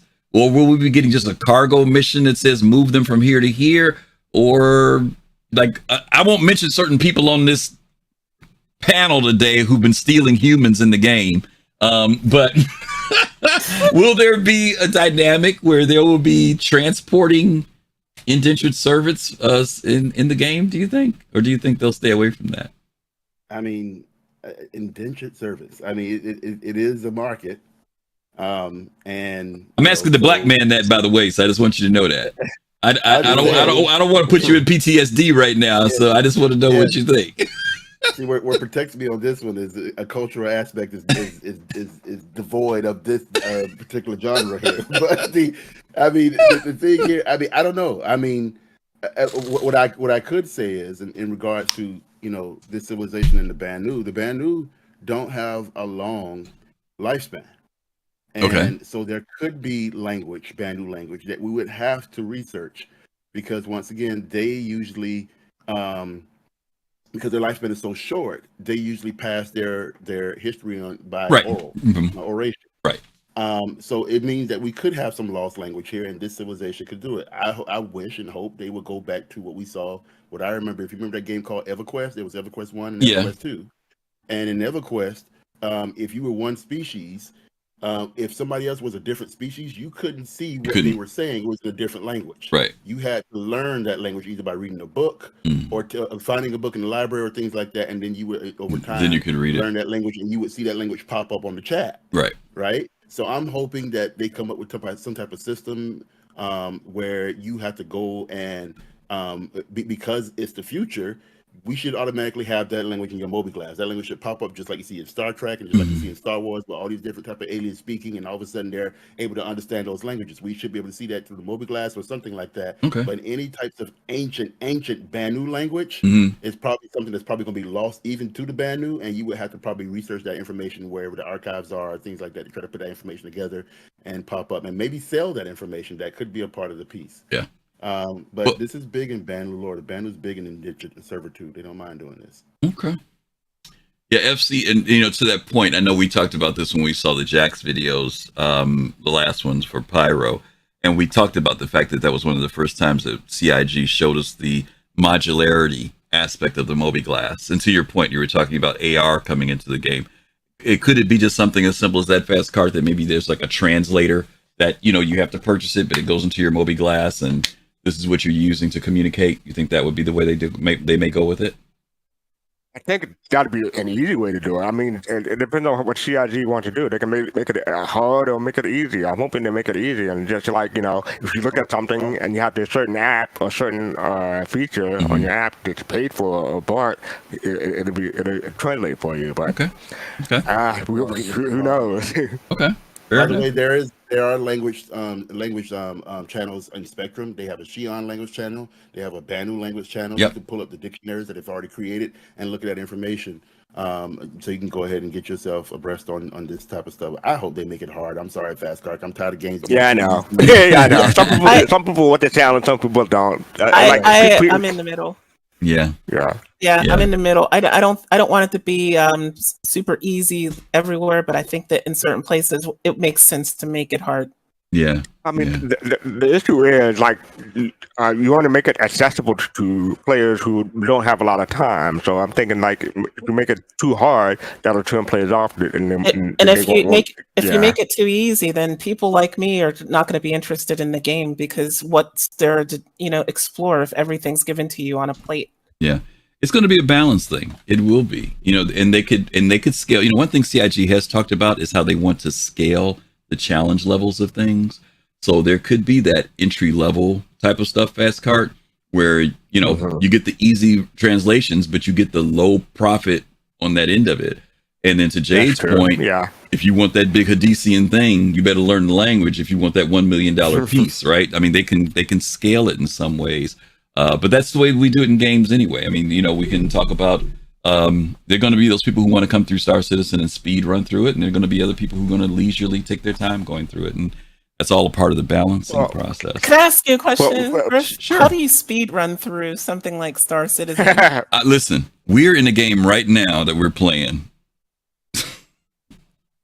We're in a game right now we're playing. The Kelosal got us in last week, and Kelosal have been preaching to us about this game. You don't rush through it. Take your time. They're developing it. It's going to be. There are people already trying to speed run through this sucker, and I guarantee you they're going to be burnt out in no time flat because the game's not designed to be a speed run game. It's a gaming thing. All I'm saying is that gamers, how they come into games and say, I want to get to like you hear people now still talk about what Star Citizen's in game. You know what I mean? They're looking for life in game. I'm just saying, I get it. You and I get it. I'm just saying there are people who they'll find out, or don't get me wrong, in time that, the in game is different for everybody, but people, they just want to speed run through stuff. I want to hurt them get to the Orion, or I want to hurt them get to the Endeavor. It's like, okay, whatever. And Griffin,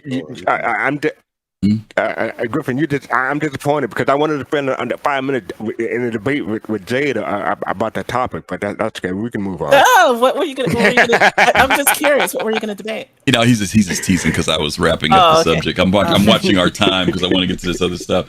All right, let's hit this last one here, the Quasi. I'll read that one. Another lost civilization near Quasi on Terra, mainly known through archaeological findings. Quasi is the second largest city on Terra 3, located at the southern hemisphere in the shadow of the Nisei Mountains. Most known for the large complex of ancient ruins discovered early in Terra's settlement, Quasi maintains a bustling tourist industry and is home to the Quasi Institute for Xenological Studies, QUIX. QIXS. Summers in Quasi are relatively cool, while winters are long and subject to more than 200 meters. Is that millimeters? That's kind of millimeters. What is that? Millimeters. That's millimeters. Is it 200 millimeters? Oh, yeah, I was going to say it can't be mega. Okay, 200 millimeters of snow per season. Okay. So the Quasi civilization on Terra. I know very little about this one. All the other ones I knew something about. So any of you guys know anything about Quasi at all? Because other than this read, I'm ignorant of them. I've heard about the Xenological Studies Institute. But other than that, QUIX or some people say KICS. I've heard about that. The UEE has that embedded in their society, but I haven't focused much about this civilization on Terra. Yeah. As much as we talk about Terra, I'm not that familiar with all the intricacies of the planet. So and the moons and the system rather. I should say not the planet, the system. Yeah. Mm-hmm. I think other than the political stuff. Mm-hmm. Right, I believe the UEE really encompasses a lot of their scientific minds come from the Terra system dealing with these. I think the Terra has like 4 or 5 big major universities, including the Xenological Studies. Xenological Studies, and the UEE utilizes them to go ahead and commit things like diplomacy with those nations to understand those other civilizations. They take a lot of their scientists from these institutions. Okay. Were you going to say something, Jade? By the way, Oh, I'm sorry. Oh, go ahead, fastcart. I was just going to be quick. They translated the 20 millimeters into it's 20 centimeters and 8 inches. That's what that translates to. Yeah, thank you for that. That's all I wanted to say. Okay. Yeah, thanks. No worries. Hey, go ahead, Jade. Oh yeah. So a lot of people when they think of Terra, they think they think of Prime, right? They think of that city, but they don't realize that Terra 3, it's got several cities on it, and Quasi is one of them. Prime is one of them. New Austin is one of them. That's probably your favorite city because that's home of Origin Jumpworks. Exactly. Yeah, and so one of the challenges to doing the Terra system is the fact that there are 3 cities on that planet. The other reason that you might have heard of Quasi is because if you're into the Space Cow, its actual proper name is the Quasi Grazer. And the reason it's called that, it's because it was discovered in the region of Quasi that Quasi, the city, is part of on Terra. Yeah, absolutely. Okay. Oh, one more thing about Quasi. Sure. Go. It's got a really cool urban cultural environment.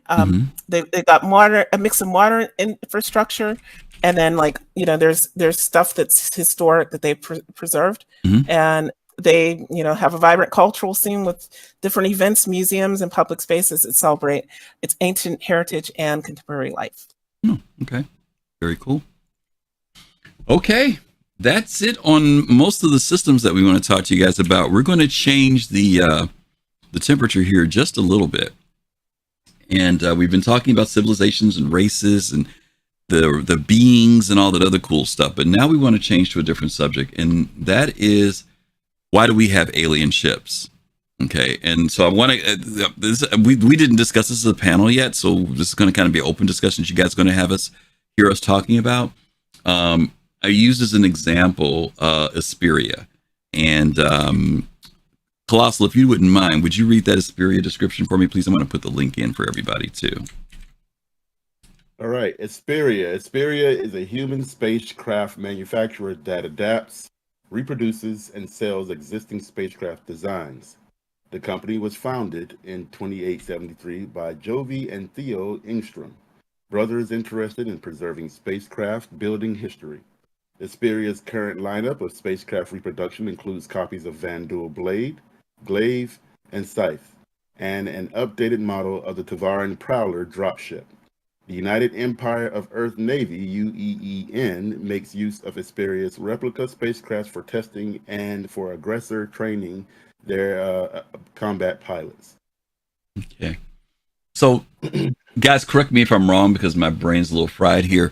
In the game right now, we only have one alien manufactured ship, if I'm not mistaken, and that is the Vanduul Scythe. Is that correct? And we have Glaive. Is there as well? I think the Glaive is. I think that's replicated. Yeah, that's Asperia too. So the Scythe is the only true quote unquote alien manufactured ship, which is why you guys don't ever see it go on sale too. But we do have these other ships, and Asperia is the company that basically creates these replicas of these ships. Now, I know when I first came into Star Citizen, and I remember hearing about these alien ships. I remember seeing them, and I was like, "Oh, that's interesting," But I had no interest in them at all. I was really down for the human manufacturers. But over the years, I've come to appreciate the alien ships. Maybe just because it's a part of the universe, you can get caught up in all the cool animations and all the other stuff, but it's just the fact that they are a different part of the universe. To Jade's point, that alien side of the universe. But we have yet to see what the impact of these ships are in game. Very rarely do you see people flying these ships. Now, mind you, admittedly, some of it may be because of performance, balancing, and a whole lot of other things, but there are people who buy these ships. And my question to you guys is, what do you see the purpose of these ships are? Beyond collecting, beyond the person who just wants to be a completionist, thinks it's cool.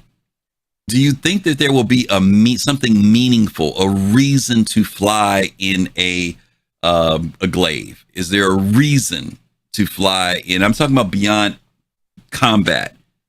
Is there some reason that, in other words, let's use the Prowler, for example.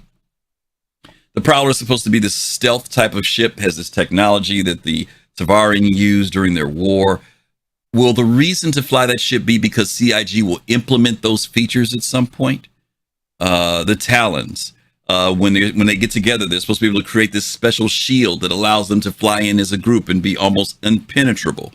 will that be implemented, and that will be a reason to fly ships like that? So I'm going to throw that out there to you guys. Any of the ships, you can pick whichever ones, or do you think it's all just cosmetic and it's rule of cool? You know, so that's the question to you guys on the panel. I mean, the question is complicated. I mean, I would like to say there's a reason for every ship in the game. In terms of if you're looking at what it's supposed to do. Okay. Right? Not what, if you're looking at what it's currently doing now, you're going to say there's no reason, because a lot of these ships, almost all of these ships, if not all of these ships, are not at its full feature of what it's supposed to do. Okay. Right? Even the gold standard ones are not really completely finished in terms of the MFDs and things like that, and blah blah blah. Okay. So, but you know, I mean, if I was going to be a little bit more specific, I've seen the scythe at work. Remember when Droptown first came out, there was always a scythe running around there, and that's one of the first ships you want to take out. Very tiny, very small, very hard to go ahead and pinpoint. And then once it's out there, it's very quick, and it'll get you. It's a powerful small ship. Right. So it all depends on the group or whoever's using it for whatever type of gameplay they want to go ahead and use it for. Okay. You're not going to use a scythe for cargo deliveries. You know, if you're talking about, I know you said, you know, other than combat, but these ships right here specific, they are combat ships. Okay, so let me.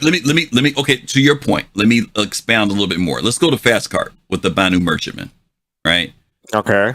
There are plenty of trade ships and cargo ships in the game.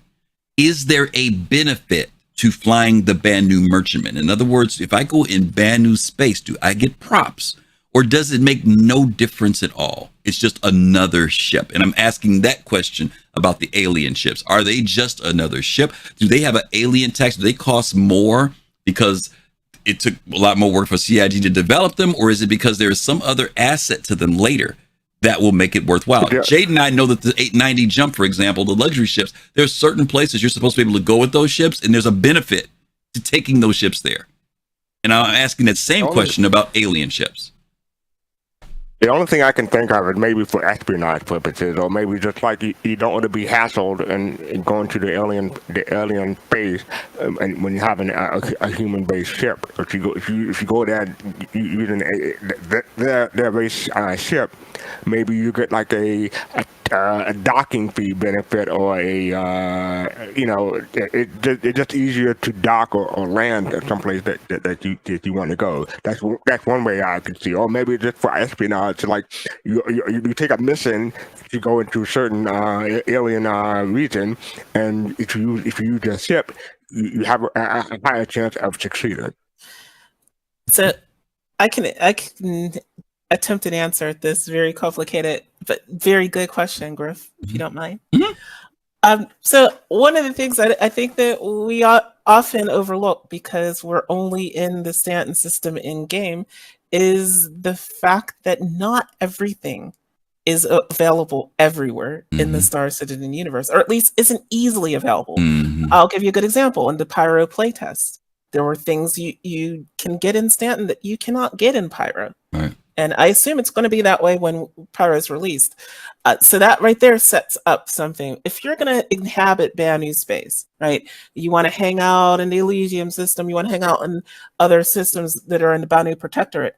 Maybe you're much more likely to be able to repair your ship if you are flying an alien ship, because they've got those parts. If you're flying a Banu Defender, you've got access to parts for it that you might not have for like a Hornet. I'm just using that as an example. Right, I was thinking more like the Gatak stuff in Xi'an space, right? It's sort of the same thing. It's like, yes, there's trade between the humans and the Xi'an, but that doesn't necessarily mean everywhere you go, some outpost somewhere on a Xi'an world is going to be able to take care of your Origin 400i. Yeah.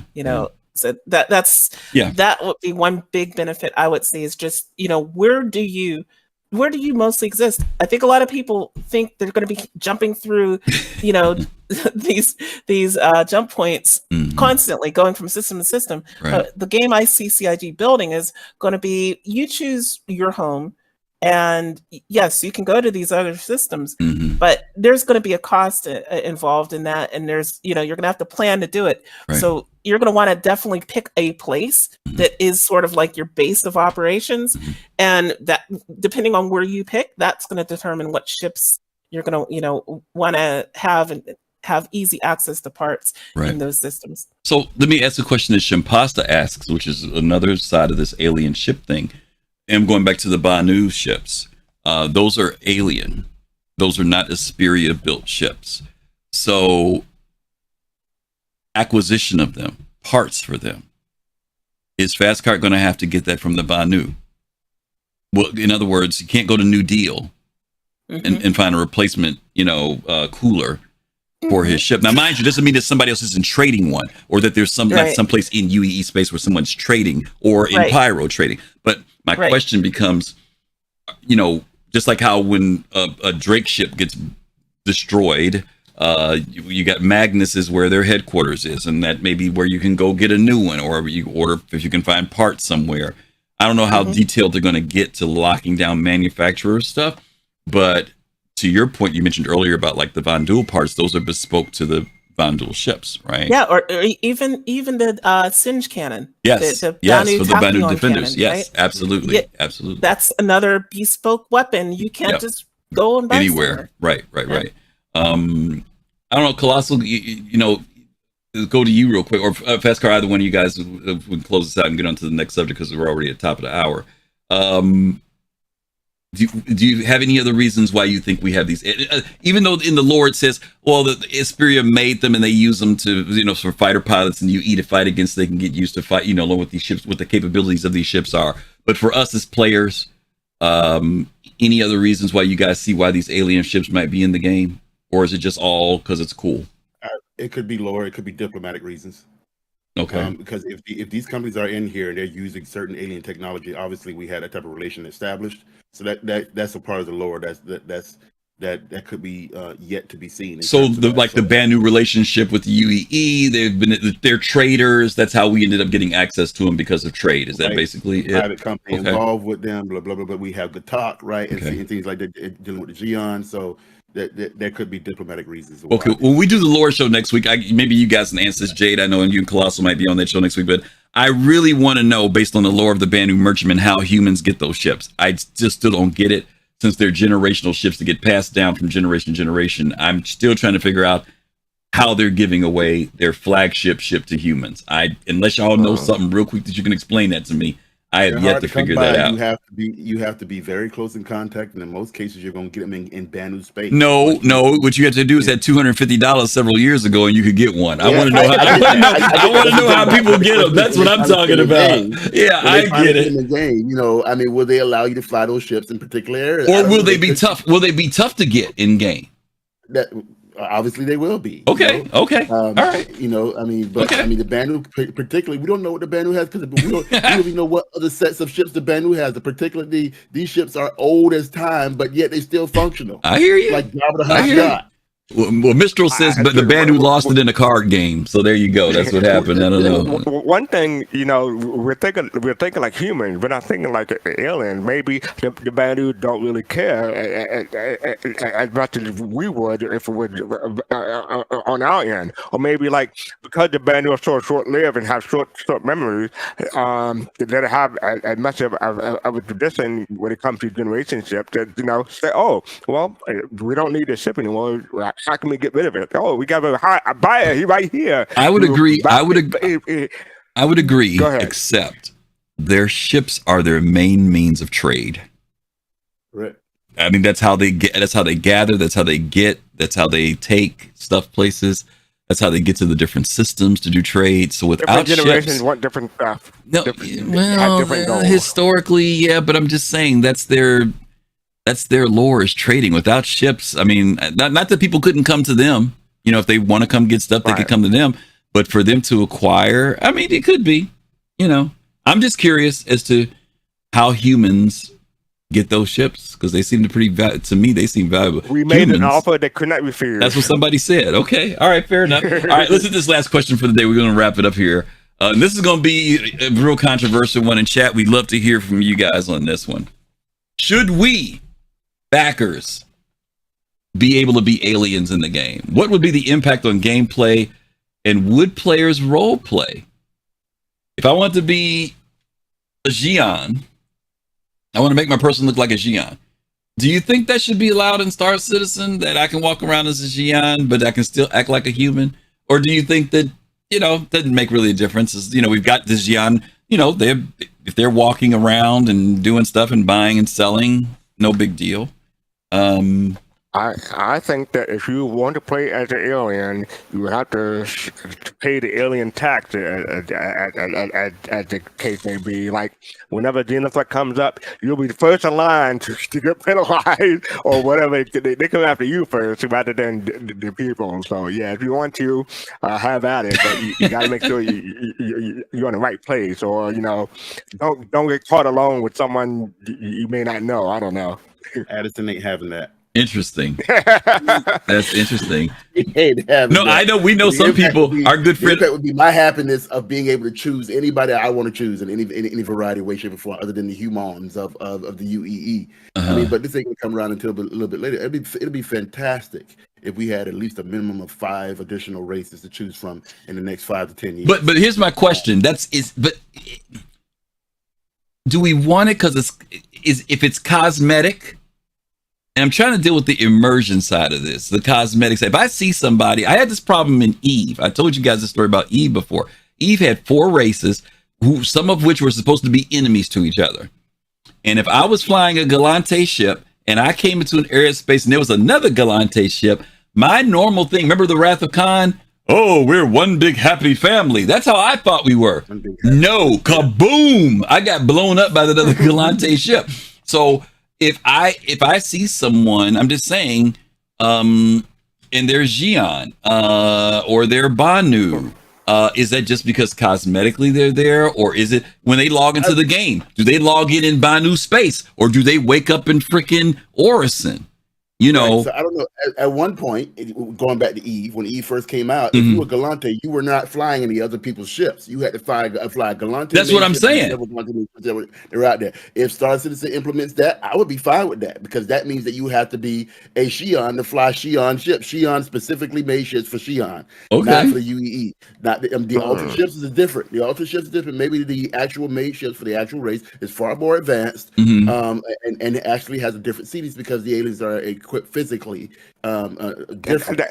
And that would be interesting. What if they decide that, like, you could play an alien, but you can't fly any of the human ships? I would love that. That'd be fine with me. That'd be fine with me. There'd be a lot of mad people. There'd be a lot of mad people. That would be too much for me. They got to build a whole new set of ships for them. And I know Jason, the humans got 100 and almost 200 ships they go to flip through, and they're gonna get mad that a person chooses a Xi'an and they only got 10 ships. And none of those ships that humans can fly, I would be mortified by that type of argument. They would be going Jay. So getting away from ships and getting to the whole idea of Star Citizen, it was pitched that you could be anything in this game, right? And so to me, that also includes alien species. But is it cosmetic only? Is it cosmetic only? That's my question. Because you said be anything, and the question is, when you put that mask on, are players going to be Xi'an? Are they going to be a Vanduul? Are they going to be a Banu? Some people will. People that role play will, but like you said, a lot of people won't. They'll just do it because it looks cool. And there's a big difference between Star Citizen and Eve in this respect. So I don't worry about the immersion thing, because remember, we're outnumbered 9-1 by NPCs. True. And also written into the lore, there are, Tavaran that do more like human things, right? And same with Banu, and same with Xi'an. So there's already written into the lore this idea that not all Xi'an behave the same way, not all Banu behave the same way. Right. There's a lot of, especially like teenagers that get into human stuff, right? Yeah. So I could see there's leeway for it. Okay. All right. Interesting. I'm an immersion person, right? And I know if I see my Banu person go get in the cutter and take off, I'm gonna be like, what the heck? You know what I mean? That's gonna be my general feeling.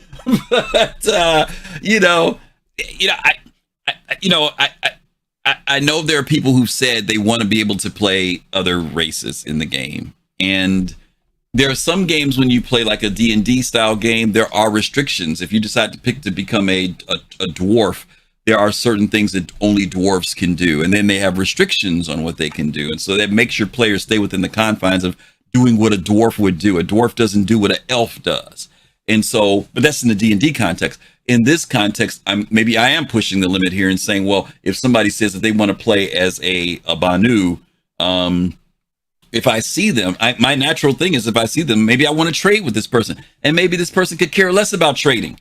They're freaking something else. Not that Banu only do trading, but I'm saying they do something else.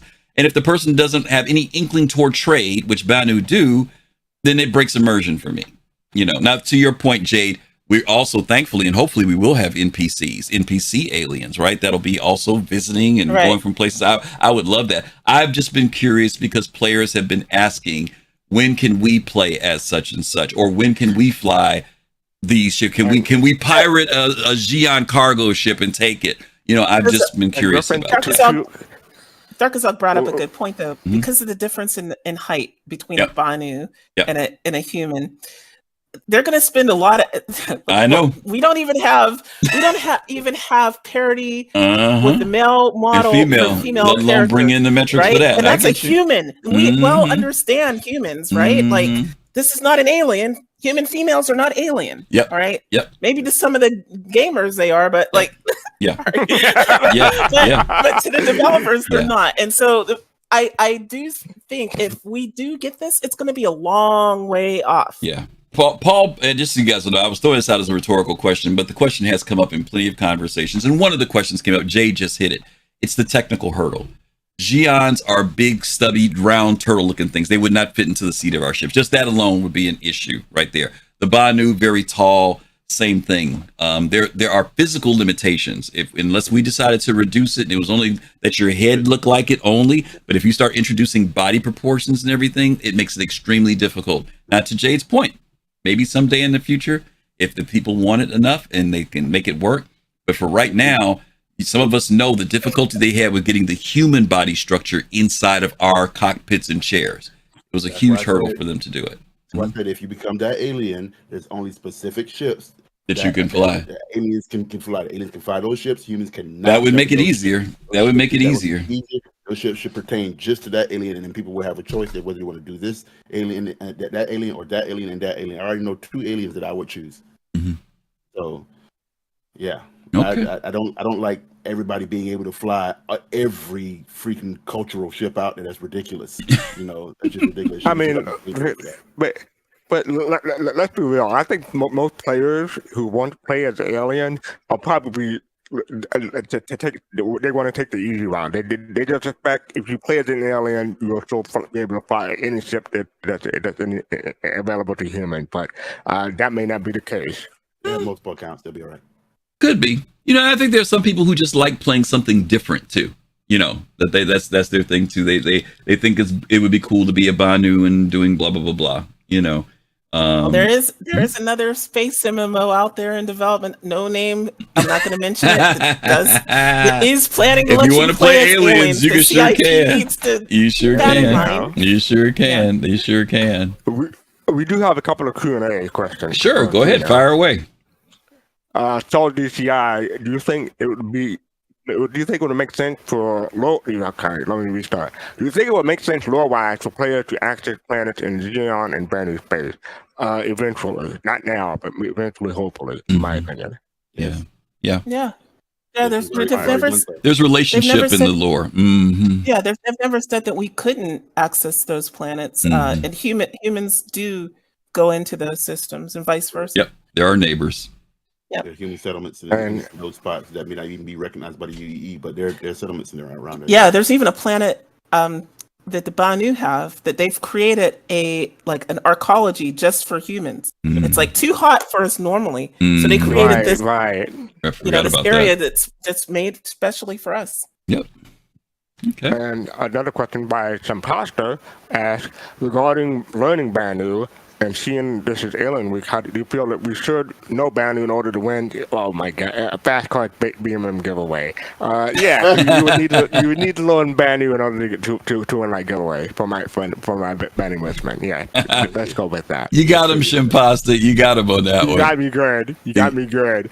And then he asked another question. Do you think CIG should make one chapter in Squadron 42 an alien from an alien perspective, where the whole game player plays as an alien?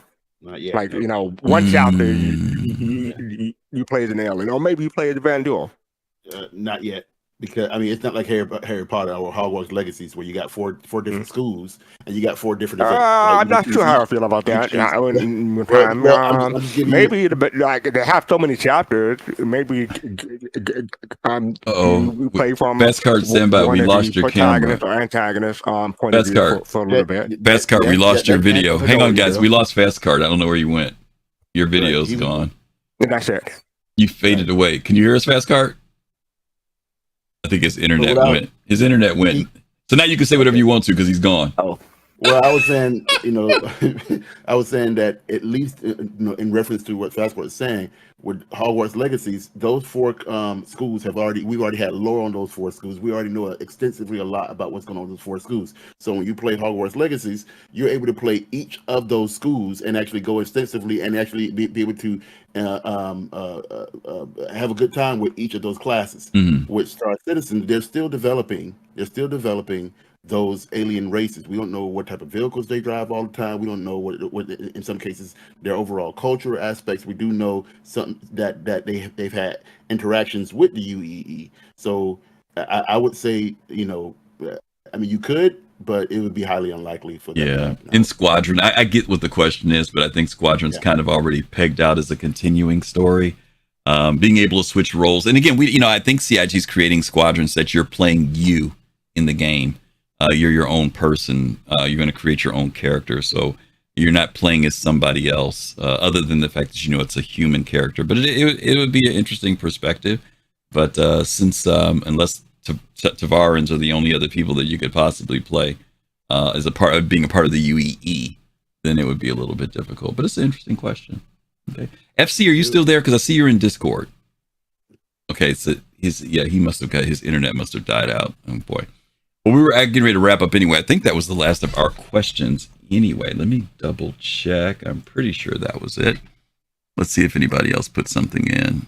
Oh boy. I would like to know what they did with that Banu though, that she had with the with the Tayaye moment with the was it when they at the Banu in the oh yeah, I forgot about that. That little casket. I don't know what they did with that Banu. I want to know what they did with him. Why were they important? Jade, you know anything? You got any hiccups on that one?